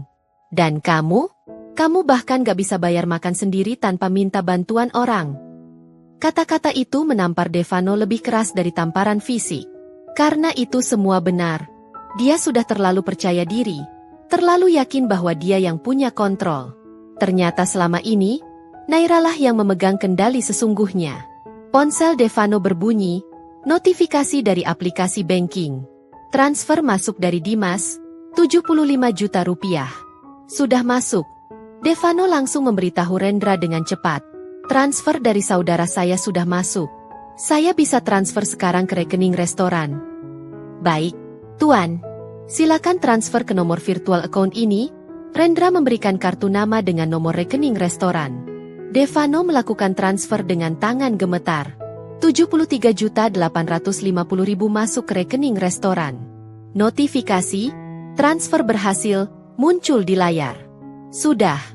Devano menunjukkan layar ponselnya pada Rendra. Rendra mengecek ponselnya sendiri. Konfirmasi dari kasir bahwa dana sudah masuk. Terima kasih, Tuan. Pembayaran sudah diterima. Dia membungkuk sopan, tapi tatapan matanya menyimpan penilaian. Penilaian terhadap pria yang tadi begitu angkuh, sekarang jatuh begitu memalukan. Begitu Rendra pergi, Devano langsung merosot di kursinya. Seperti semua energinya terkuras habis. Beberapa tamu masih melirik arah mereka, berbisik-bisik dengan nada menghakimi. Ayo kita pergi. Kiara berdiri tiba-tiba, meraih klatnya dengan gerakan cepat. Aku gak tahan di sini lagi. Kiara, tunggu. Tunggu apa lagi? Kiara menatapnya dengan dingin. Kamu mau aku lihat kamu dipermalukan lebih jauh lagi? Thanks, Devano, tapi aku gak tertarik jadi bagian dari drama kamu. Maksud kamu apa? Devano berdiri juga, mencoba menggapai tangan Kiara. Maksud aku, Kiara menarik tangannya kasar. Aku salah pilih. Aku pikir kamu itu pria sukses yang punya semuanya. Ternyata, kamu cuma pria yang punya istri yang lebih smart dari kamu. Dan sekarang kamu gak punya apa-apa. Kata-kata itu menghujam tepat ke jantung Devano. Kiara, jangan gini. Ini cuma temporari. Aku akan urus semuanya. Aku akan ambil balik semua uang itu. Aku janji. Janji? Kiara tertawa sinis. Kamu juga janji tadi bisa beliin aku semua yang aku mau. Ternyata kamu gak bisa bayar makan aja. Sorry Devano. Aku gak tertarik sama pria yang harus minta-minta bantuan saudaranya cuma buat bayar bil restoran. Dan dengan itu, Kiara berbalik dan melenggang pergi dengan heels tingginya yang berbunyi keras di lantai marmer. Beberapa tamu menatap, ada yang tertawa kecil melihat drama yang baru saja terjadi. Devano berdiri sendirian di sana, di tengah restoran mewah yang sejam lalu adalah tempat kemenangannya. Sekarang tempat yang sama menjadi saksi kejatuhannya yang paling memalukan. Ponselnya bergetar lagi, pesan dari Naira. Hanya satu kalimat singkat. Ini baru namanya berkelas, Devano. Selamat menikmati kebebasanmu. Devano menatap layar itu dengan mata yang mulai berkaca-kaca. Semua keangkuhan, semua kepercayaan diri palsu, semua rencana indah masa depan, semuanya hancur dalam sekejap. Dan yang paling menyakitkan adalah kenyataan bahwa dia yang menghancurkan semuanya sendiri. Dia yang meremehkan wanita yang selama ini mendukungnya. Dia yang lupa bahwa di balik setiap pria sukses, ada wanita yang lebih smart, wanita yang diam-diam memegang kendali sesungguhnya. Dan sekarang, dia kehilangan segalanya. Uang, wanita, harga diri, semuanya hilang dalam satu sore yang memalukan di Le Chateau. Devano masih berdiri terpaku di samping meja, menatap punggung Kiara yang semakin menjauh menuju pintu keluar restoran. Beberapa detik kemudian, pintu kaca besar itu tertutup, dan sosok wanita berambut blond itu menghilang dari pandangan, menghilang dari hidupnya secepat dia datang. Tuan, apakah masih ada yang bisa kami bantu? Suara Rendra mengagetkan Devano dari lamunannya. Devano memutar tubuh, melihat manajer itu masih berdiri tidak jauh darinya dengan wajah profesional yang sulit dibaca. Di belakang Rendra, beberapa pelayan berdiri dengan nampan di tangan, menunggu untuk membersihkan meja, menunggu Devano pergi agar mereka bisa melanjutkan pekerjaan. Tidak, terima kasih, jawab Devano dengan suara serak. Dia meraih jas yang tergantung di sandaran kursi, memakainya dengan gerakan kiku. Tangannya gemetar, membuat proses sederhana itu terasa sangat sulit. Saat dia berbalik untuk pergi, langkahnya terhenti. Di meja sebelah, sepasang suami istri parubaya duduk sambil menyesap wine mereka, menatap Devano dengan pandangan yang campur aduk. Ada rasa kasihan, ada judgement, ada juga sedikit kepuasan melihat orang arogan jatuh. Kasihan ya, bisik sang istri pada suaminya, tapi cukup keras untuk Devano dengar. Tadi kayaknya sombong banget, sekarang malah gitu. Makanya jangan suka selingkuh, suaminya menjawab dengan nada menggurui. Akhirnya dipermalukan juga kan? Devano mengepalkan tangannya, menahan amarah dan malu yang bercampur jadi satu. Tapi dia tidak bisa berbuat apa-apa. Dia tidak punya posisi untuk protes. Dia yang salah. Dia yang membuat semua ini terjadi. Dia melanjutkan langkahnya menuju pintu keluar, tapi setiap langkah terasa berat, seperti berjalan dengan beban bertonton di pundak. Bisikan-bisikan dari meja lain mengikutinya seperti hantu. Itu kan yang tadi teriak-teriak bilang istrinya gak berkelas. Karma cepat banget ya. Pacarnya kabur, uangnya habis. Maluin banget sih. Hostes yang tadi menyapa dengan ramah kini hanya tersenyum tipis. Senyum profesional tanpa kehangatan. Terima kasih sudah berkunjung. Tuan, hati-hati di jalan. Devano hanya mengangguk kaku, tidak berani menatap mata wanita itu. Dia tahu, seluruh staf restoran ini sekarang tahu ceritanya. Tahu bagaimana dia tidak bisa membayar. Tahu bagaimana dia harus meminta bantuan. Tahu bagaimana pacarnya meninggalkannya dengan penuh penghinaan. Cerita ini akan menjadi gosip di antara mereka.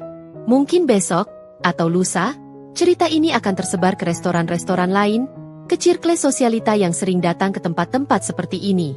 Dan nama Devano Wijaya, nama yang dulu dia banggakan, akan menjadi bahan tertawaan. Pintu kaca terbuka otomatis, hembusan udara sore menerpa wajahnya. Tapi bukannya menyegarkan, udara itu terasa menyesakan. Devano berjalan gontai menuju area parkir, mencari mobilnya, BMW seri 7 hitam metalik yang selalu menjadi kebanggaannya. Valet parking menghampiri dengan kunci mobil. Mobil tuan sudah siap. Devano mengambil kunci itu, Tapi tangannya gemetar sehingga kunci itu hampir jatuh. Valet parking dengan sigap menangkapnya. "Tuan baik-baik saja?" tanya pemuda itu dengan nada khawatir yang tulus. "Iya, aku baik," bohong Devano. Tidak ada yang baik-baik saja dari situasinya sekarang. Dia masuk ke dalam mobil, menutup pintu dengan keras. Sendirian di dalam kabin mewah yang dulu selalu membuatnya merasa superior. Sekarang Devano hanya merasakan kehampaan yang luar biasa. Ponselnya bergetar lagi. Pesan masuk, dari Dimas. "Devano, serius ada masalah apa? Kok tiba-tiba minta transfer segitu buat bayar restoran? Kamu berantem sama Naira ya? Urus baik-baik masalah rumah tangga kamu. Jangan sampai memalukan keluarga." Memalukan keluarga. Kata-kata yang menusuk. Devano tidak membalas pesan itu. Dia melempar ponselnya ke jok penumpang dengan frustasi. Kepalanya bersandar di steering wheel, napasnya memburu. Semua rencana indah tadi, honeymoon ke Maldives dan Swiss, beli mobil sport 5 miliar, garden wedding mewah dengan budget unlimited, semuanya sekarang terdengar seperti lelucon bodoh. Dia bahkan tidak bisa bayar makan sendiri. Tawa pahit keluar dari mulutnya. Tawa yang miris, yang menyedihkan, yang penuh penyesalan. Ponselnya bergetar lagi. Kali ini dari nomor tidak dikenal. Devano mengangkatnya dengan malas. "Halo. Selamat sore, Pak Devano. Saya dari Bank Mandala, Divisi Kartu Kredit. Kami ingin konfirmasi terkait pemblokiran 5 kartu kredit atas nama Bapak yang dilakukan oleh joint account holder, Ibu Naira Davina. Apakah Bapak mengetahui hal ini?" Devano terdiam. Jadi ini official sekarang. Bank bahkan menelepon untuk konfirmasi. "Ya, saya tahu," jawabnya dengan suara datar. "Baik, Pak. Untuk pembukaan kembali kartu-kartu tersebut, Bapak perlu datang langsung ke kantor cabang dengan membawa joint account holder atau surat kuasa bermaterai dari beliau. Apakah Bapak?" "Tidak perlu," Devano memotong. "Terima kasih." Dia menutup telepon sebelum petugas bank itu selesai bicara. Datang dengan Naira? Atau minta surat kuasa darinya? Impossible. Naira tidak akan pernah mau membantu sekarang.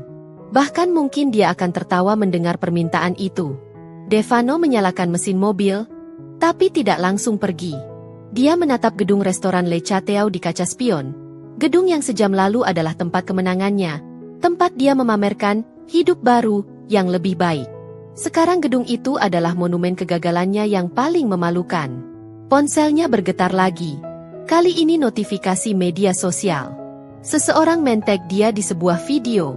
Dengan perasaan tidak enak, Devano membuka aplikasi itu. Video itu diambil diam-diam oleh salah satu tamu restoran.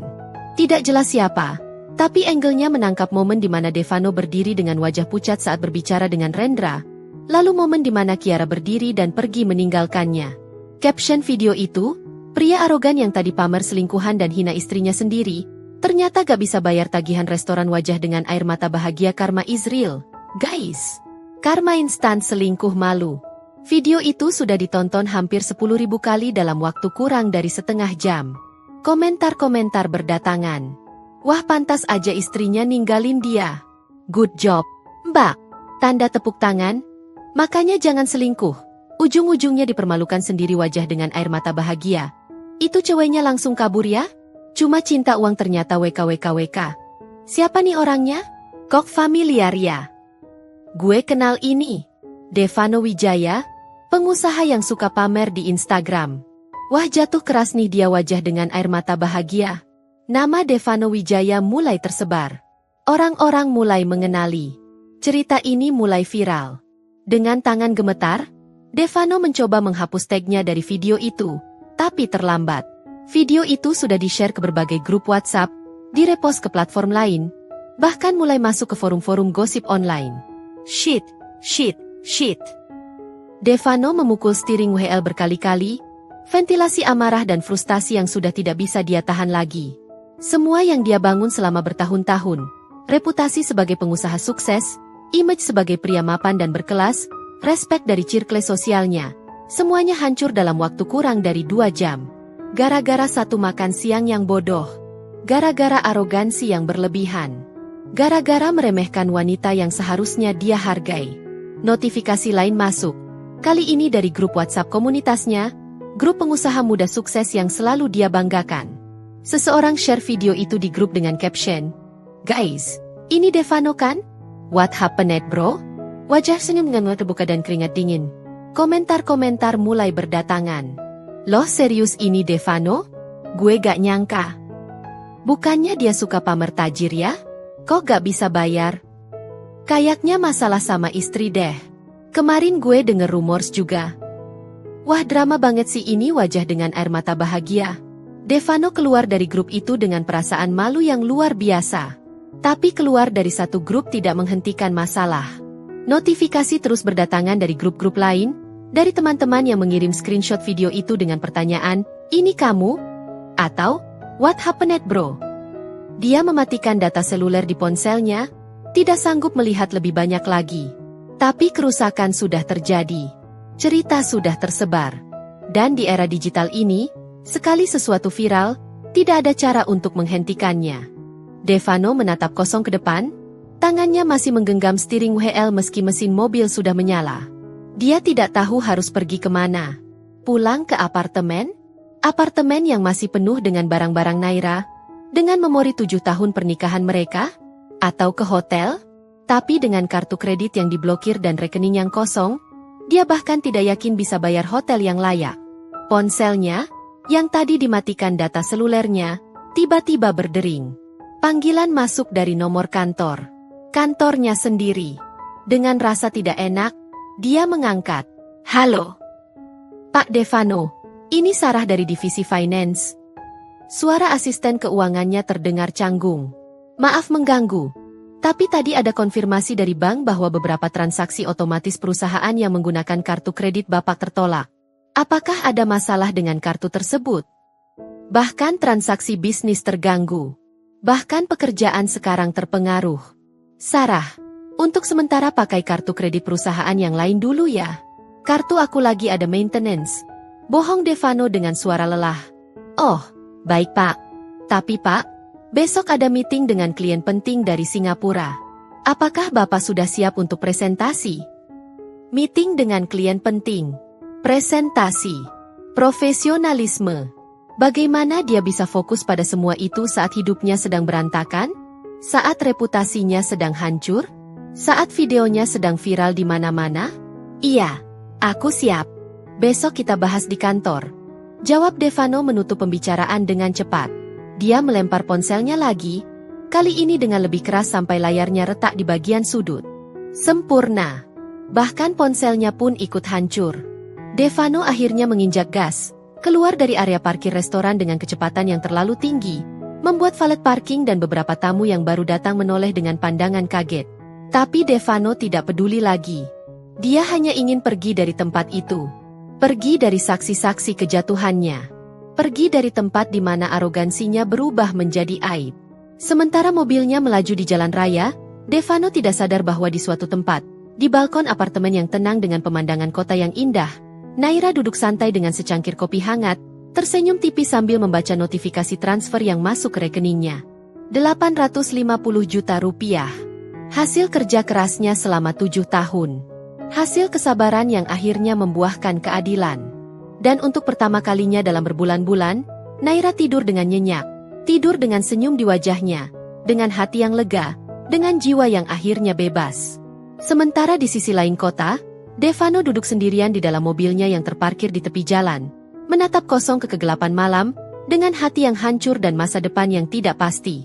Dan pelajaran paling pahit yang dia pelajari malam itu adalah, jangan pernah meremehkan wanita yang diam.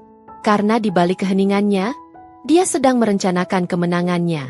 3 hari berlalu sejak insiden memalukan di Le Chateau. 3 hari yang terasa seperti 3 tahun bagi Devano. Dia tidak kembali ke apartemen yang dulu dia tinggali bersama Naira, tidak sanggup menghadapi barang-barang yang mengingatkannya pada kehidupan yang sudah hancur.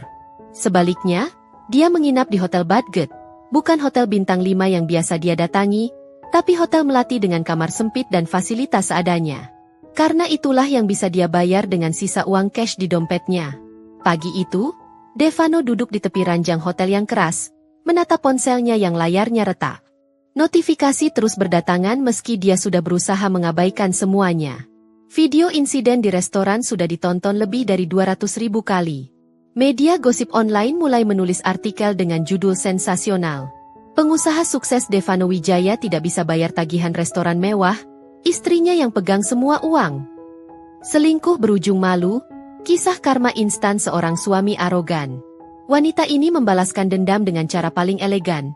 Transfer semua uang dan blokir kartu kredit suami selingkuh. Nama Naira bahkan mulai disebut-sebut, meski wajahnya tidak tertangkap dalam video.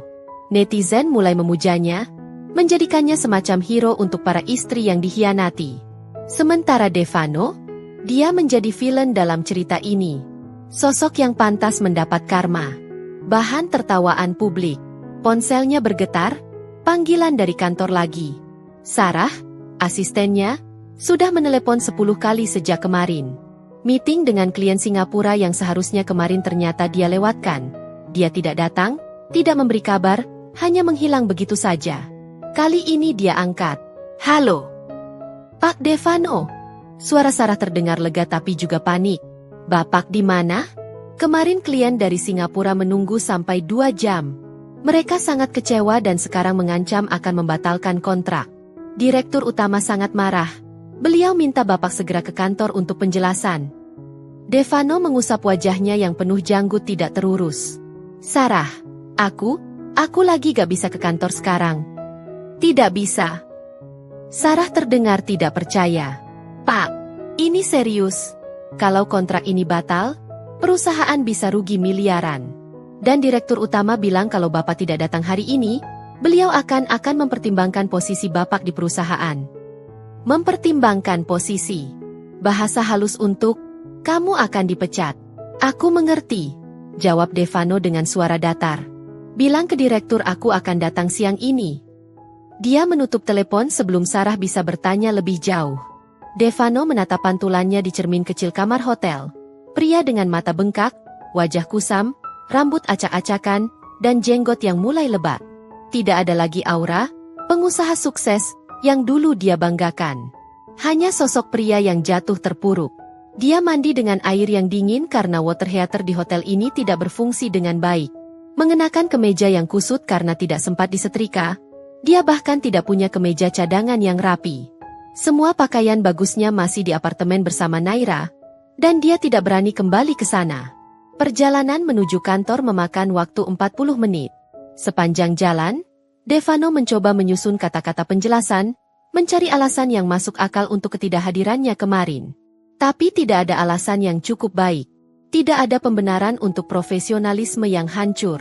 Sesampainya di kantor, Devano langsung merasakan perbedaannya. Biasanya resepsionis menyapanya dengan ramah. Selamat pagi, Pak Devano. Kali ini, wanita itu hanya menunduk, berpura-pura sibuk dengan komputer. Staf yang biasanya menyapa dengan hormat, kali ini hanya melirik sekilas lalu cepat-cepat mengalihkan pandangan. Beberapa berbisik saat dia lewat, dia tahu mereka membicarakannya. Mereka pasti sudah melihat video itu. Mereka pasti sudah membaca artikel-artikel itu. Sarah menunggunya di depan ruangan dengan wajah cemas. Pak Devano, syukurlah Bapak datang. Direktur utama sudah menunggu di ruangannya. Beliau bilang begitu Bapak datang, langsung ke sana. Baik, jawab Devano singkat. Dia berjalan menuju ruang direktur utama, ruangan besar dengan jendela kaca lebar yang menghadap ke kota. Direktur Hartono, pria berusia 60 tahun dengan rambut putih rapi dan kacamata berbingkai emas, duduk di balik meja kerjanya dengan wajah yang sangat serius. Duduk, Devano, perintahnya tanpa sapaan ramah seperti biasa. Devano duduk di kursi hadapan, merasakan atmosfer yang sangat tidak nyaman. Kamu tahu kenapa aku panggil kamu? Direktur Hartono langsung to the point. Meeting kemarin. Saya minta maaf, Pak. Saya ada masalah pribadi yang sangat mendesak dan... Masalah pribadi? Direktur Hartono memotong dengan nada tajam. Devano, kamu adalah division head. Kamu pegang proyek senilai puluhan miliar. Klien mengandalkan kamu. Dan kamu bilang, masalah pribadi? Tanpa konfirmasi? Tanpa delegasi? Kamu tahu klien dari Singapura itu membawa potensi ekspansi ke seluruh Asia Tenggara. Saya tahu, Pak. Dan saya sangat menyesal. Saya akan hubungi mereka, Saya akan minta maaf dan... Mereka sudah membatalkan kontrak. Direktur Hartono meletakkan sebuah dokumen di meja. Tadi pagi, mereka mengirim email resmi pembatalan dengan alasan tidak percaya dengan profesionalisme tim. Kerugian perusahaan dari pembatalan ini 23 miliar rupiah. Angka itu seperti palu yang menghantam kepala Devano. Pak, saya mohon kesempatan untuk memperbaiki. Saya bisa cari klien lain. Saya bisa. Devano. Direktur Hartono menatapnya dengan tatapan yang mengandung kekecewaan mendalam. Aku sudah kenal kamu sejak kamu fresh graduate masuk ke perusahaan ini. Aku yang promosikan kamu, yang percaya sama kemampuan kamu. Tapi sekarang, aku dengar banyak cerita tentang kamu akhir-akhir ini. Video yang viral itu, masalah dengan istri kamu, lifestyle yang questionable. Jadi bahkan bosnya sudah melihat video itu. Itu masalah pribadi saya, Pak. Tidak ada hubungannya dengan pekerjaan saya. Tidak ada hubungannya. Direktur Hartono menaikkan alisnya. Devano, reputasi kamu adalah reputasi perusahaan. Ketika klien mencari informasi tentang kamu dan menemukan video kamu tidak bisa bayar tagihan restoran karena istrimu mengambil semua uang. Apa yang mereka pikirkan tentang kemampuan kamu mengelola keuangan proyek? Ketika mereka baca artikel tentang kamu yang selingkuh dan meremehkan istri sendiri, apa yang mereka pikirkan tentang karakter dan integritas kamu? Setiap kata terasa seperti cambuk. Aku sudah diskusi dengan Board of Directors, lanjut Direktur Hartono. Dan keputusan kami adalah, kamu disuspend untuk 1 bulan, tanpa gaji. Selama waktu itu, kamu harus urus masalah pribadi kamu, bersihkan reputasi kamu, dan tunjukkan bahwa kamu layak untuk posisi ini. Kalau setelah sebulan situasi tidak membaik, kita akan evaluasi ulang posisi kamu di perusahaan. Suspend. Tanpa gaji. Berarti tidak ada income untuk sebulan penuh. Sementara dia bahkan sekarang tidak punya cukup uang untuk hidup layak. Pak, saya mengerti. Devano berkata dengan suara yang hampir putus. Tidak ada gunanya membantah. Keputusan sudah diambil.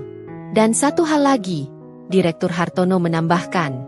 Jam tangan yang kamu pakai, jam Patek Philippe yang kamu beli pakai uang advance project tahun lalu. Aku harap itu bukan dari dana yang seharusnya untuk operasional. Devano tersentak. Jam tangannya. Jam seharga 700 juta yang memang dia beli dengan uang advance project. Uang yang seharusnya untuk operasional tapi dia pakai untuk gaya hidup pribadi. Dengan niat akan dia ganti nanti dari bonus akhir tahun. Itu dari uang pribadi saya. Pak, bohongnya. Direktur Hartono menatapnya lama, dengan tatapan yang jelas tidak percaya. Semoga benar begitu, Devano. Karena kalau ketahuan ada penyalahgunaan dana perusahaan, konsekuensinya bukan suspend lagi, tapi pidana.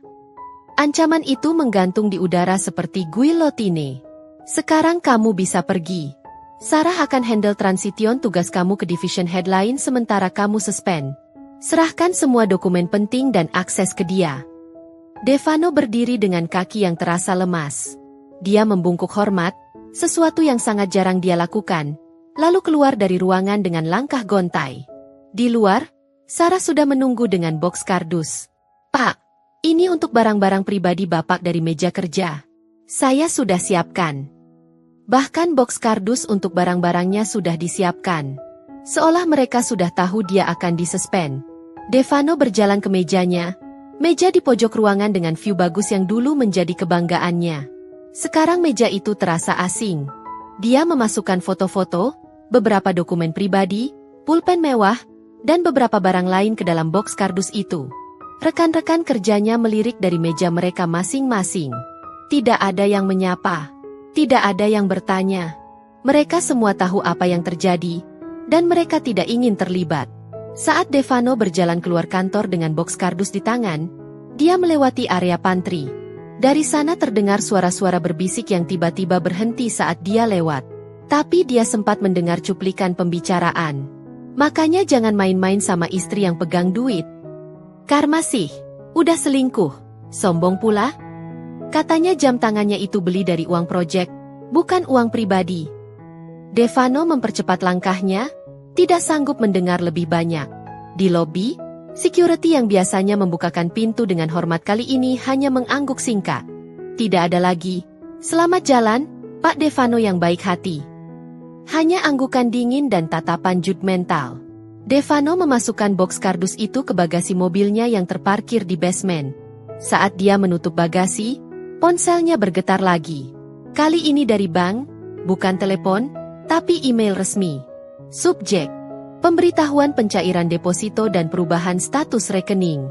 Isi email menjelaskan bahwa ketiga deposito mereka, yang total nilainya hampir 2 miliar rupiah, sudah selesai dicairkan atas permintaan Naira Davina dan dana telah ditransfer ke rekening pribadi atas nama Naira.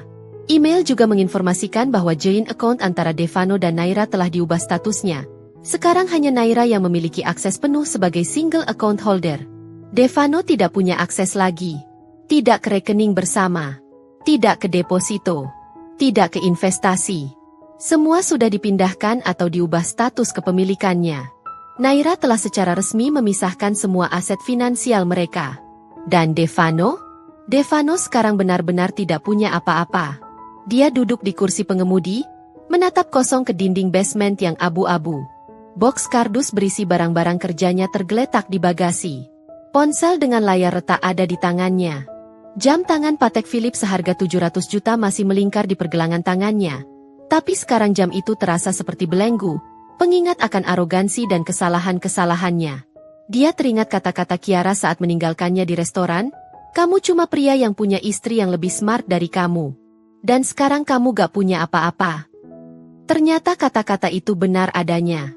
Devano melepas jam tangan itu dari pergelangan tangannya, menatapnya lama. Ini adalah satu-satunya aset berharga yang masih dia miliki. Dan mungkin ini harus dia jual untuk bertahan hidup bulan ini. Ironi yang sangat menyakitkan. Jam tangan yang dulu dia pakai untuk pamer kesuksesan, sekarang harus dijual untuk membayar kebutuhan dasar.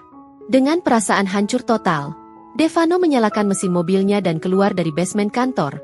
Kantor yang mungkin tidak akan menerimanya kembali setelah masa suspend berakhir. Sementara di sisi lain kota, Naira duduk santai di balkon apartemen barunya yang elegan. Apartemen yang dia sewa dengan uang hasil transfer besar kemarin. Dia menyesap kopi sambil membaca email dari pengacara yang dia hubungi. Email itu mengkonfirmasi bahwa surat gugatan cerai sudah siap. Tinggal tunggu Naira menandatangani dan proses akan dimulai. Tapi Naira tidak buru-buru menandatangani. Biarkan Devano merasakan dulu konsekuensi dari semua perbuatannya. Biarkan dia belajar arti dari kata berkelas yang dulu dia ejek. Dan saat waktu yang tepat tiba, Naira akan menyelesaikan semuanya dengan cara yang paling elegan, dengan kepala tegak, harga diri utuh, dan masa depan yang cerah. Karena inilah yang dimaksud dengan kemenangan yang sebenarnya. Bukan kemenangan yang penuh teriakan dan pamer, tapi kemenangan yang tenang, terkalkulasi, dan meninggalkan jejak keadilan. 3 minggu telah berlalu sejak insiden di Le Chateau. 3 minggu yang mengubah segalanya. Sore itu, Naira duduk santai di balkon apartemen barunya.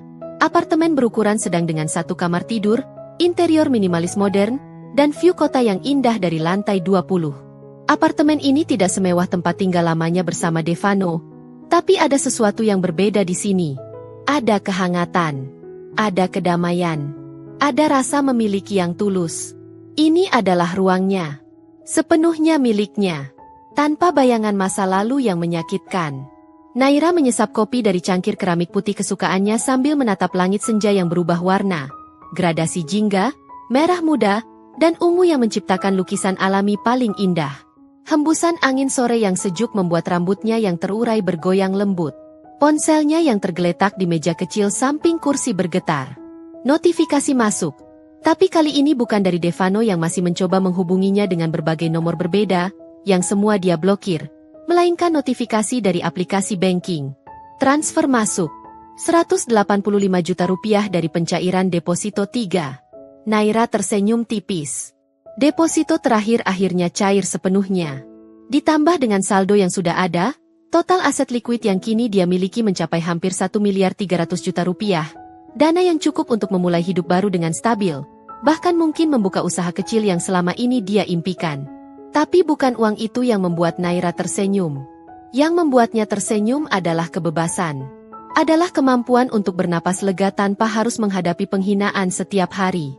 Adalah perasaan bahwa dia akhirnya mengambil kembali kontrol atas hidupnya sendiri. Ponselnya bergetar lagi. Kali ini panggilan dari nomor yang dia kenal. Pengacaranya, Ibu Ratna. Halo, Bu Ratna. Sapa Naira dengan suara tenang. Naira, kabar baik. Suara Ibu Ratna terdengar profesional namun hangat. Surat gugatan cerai kita sudah diproses oleh pengadilan. Sidang pertama dijadwalkan 2 minggu lagi. Dan sepertinya proses akan berjalan lancar, mengingat bukti-bukti yang kita punya sangat kuat. Bukti-bukti itu termasuk screenshot percakapan Devano dengan Kiara yang Naira temukan di laptop bersama mereka berbulan lalu.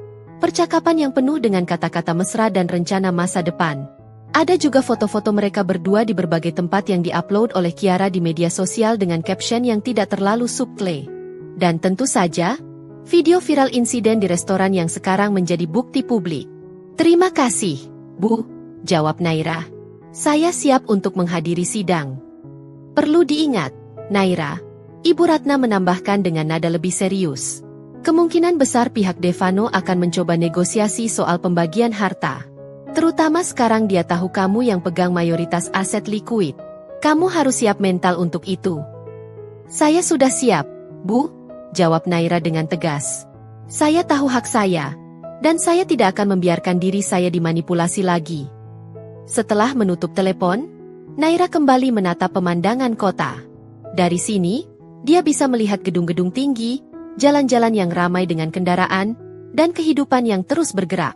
Kehidupan tidak berhenti hanya karena satu pernikahan yang gagal. Dunia terus berputar, dan dia harus terus melangkah. Ponselnya bergetar sekali lagi. Kali ini pesan dari sahabatnya, Dinda, yang sudah menemaninya sejak masa-masa terburuk ini. Naira, kamu udah makan? Aku bawain nasi goreng spesial buatanku nih. Mau aku mampir sebentar? Naira tersenyum membaca pesan itu. Setidaknya di tengah kehancuran pernikahannya, dia menyadari siapa orang-orang yang benar-benar peduli padanya.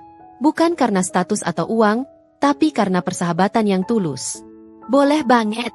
Aku lagi di balkon, nanti langsung naik aja ya. Balas Naira. 15 menit kemudian, bel apartemen berbunyi. Naira membukakan pintu untuk Dinda. Wanita berusia 34 tahun dengan senyum lebar dan membawa 2 lunchbox berisi nasi goreng yang masih hangat. Naira. Dinda langsung memeluk Naira dengan erat. Gimana kabarmu hari ini? Kamu kelihatan lebih seger deh dibanding minggu lalu. Aku baik, Din, jawab Naira dengan tulus. Malah makin hari makin baik. Mereka duduk di meja makan kecil, membuka lunchbox dan mulai makan sambil berbincang santai. Dinda menceritakan tentang pekerjaannya, tentang anaknya yang baru masuk TK, tentang hal-hal sehari-hari yang sederhana tapi menyenangkan. Oh iya, aku lihat video kamu yang viral itu. Dinda tiba-tiba berkata dengan nada hati-hati. Maksudnya, bukan video kamu sih, tapi video kejadian di restoran itu. Netizen pada dukung kamu banget loh. Banyak yang bilang kamu keren, smart, dan inspiratif. Naira tertawa kecil. Aku sebenarnya gak expect bakal viral gitu. Aku cuma pengen ambil balik apa yang emang jadi hak aku. Pengen tunjukin ke dia bahwa aku bukan wanita lemah yang bisa dia remehkan begitu aja. Dan kamu berhasil. Dinda menggenggam tangan Naira dengan hangat. Naira, aku bangga banget sama kamu. Dari yang dulu aku lihat kamu nangis-nangis gak jelas gara-gara dia jarang pulang. Sekarang kamu udah bisa senyum lagi, udah bisa berdiri sendiri. Itu gak gampang loh. Makasih, Din. Naira membalas genggaman itu. Kamu juga salah satu alasan aku bisa kuat. Kamu selalu ada saat aku butuh. Mereka melanjutkan makan dengan suasana yang hangat. Setelah selesai, Dinda membantu membereskan dan mencuci piring. Meski Naira protes, tapi Dinda tetap ngotot ingin membantu. Oh iya, Naira, Dinda berkata sambil mengeringkan tangannya dengan handuk. Kemarin aku ketemu sama mantan kolega kamu di perusahaan lama kamu. Dia nanya kabar kamu. Katanya mereka lagi cari konsultan freelance buat project marketing. Aku kasih kontakmu gak apa kan? Siapa tahu kamu tertarik. Naira terdiam sejenak. Kerja lagi? Sejak resign 7 tahun lalu untuk fokus jadi ibu rumah tangga. Atas permintaan Devano, dia tidak pernah berpikir untuk kembali ke dunia profesional. Tapi sekarang dia bebas. Bebas untuk memilih apa yang dia mau. Boleh, Din, jawab Naira dengan senyum. Kasih aja kontakku. Siapa tahu emang jodoh. Setelah Dinda pulang, Naira kembali ke balkon dengan secangkir teh hangat. Langit sudah gelap sepenuhnya. Lampu-lampu kota mulai berkelip seperti bintang di bumi. Dari ketinggian ini, semuanya terlihat begitu indah, begitu tertata, begitu tenang. Ponselnya bergetar, pesan dari nomor tidak dikenal. Dengan hati-hati, Naira membukanya. Naira, ini aku. Tolong, kita harus bicara. Aku mohon. Aku salah. Aku minta maaf. Tolong angkat telepon aku, atau kasih aku kesempatan untuk ketemu. Please. Devano. Dia menggunakan nomor baru lagi. Naira menatap pesan itu cukup lama. Bagian kecil dari hatinya, bagian yang dulu sangat mencintai pria itu, sedikit tersentuh membaca kata, aku salah, dan, aku minta maaf. Kata-kata yang tidak pernah keluar dari mulut Devano selama 7 tahun pernikahan mereka. Tapi Naira sudah belajar. Penyesalan yang muncul hanya setelah kehilangan segalanya bukanlah penyesalan yang tulus. Itu hanya ketakutan akan konsekuensi. Dengan tangan yang mantap, Naira mengetik balasan. Devano, apa yang terjadi di restoran itu adalah konsekuensi dari pilihan-pilihanmu sendiri. Aku tidak mengambil apa yang bukan hakku. Aku hanya mengambil kembali apa yang memang sudah menjadi hakku dari awal. Uang di rekening bersama itu sebagian besar adalah hasil kerjaku sebelum aku resign. Deposito itu kita bangun bersama. Dan sekarang, semuanya ada di tangan yang tepat. Pengacara aku akan menghubungi pengacara kamu untuk proses cerai. Aku harap kamu bisa kooperatif. Ini sudah berakhir, Devano. Dan aku baik-baik saja dengan itu. Dia menekan, kirim, tanpa ragu. Kemudian memblokir nomor itu juga. Tidak akan ada lagi pesan. Tidak akan ada lagi negosiasi. Tidak akan ada lagi permintaan maaf yang terlambat. Naira meletakkan ponselnya di meja, kemudian berdiri di tepi balkon, merentangkan tangannya lebar-lebar seperti ingin memeluk seluruh kota di hadapannya. Angin malam berhembus, membawa aroma kebebasan yang begitu manis.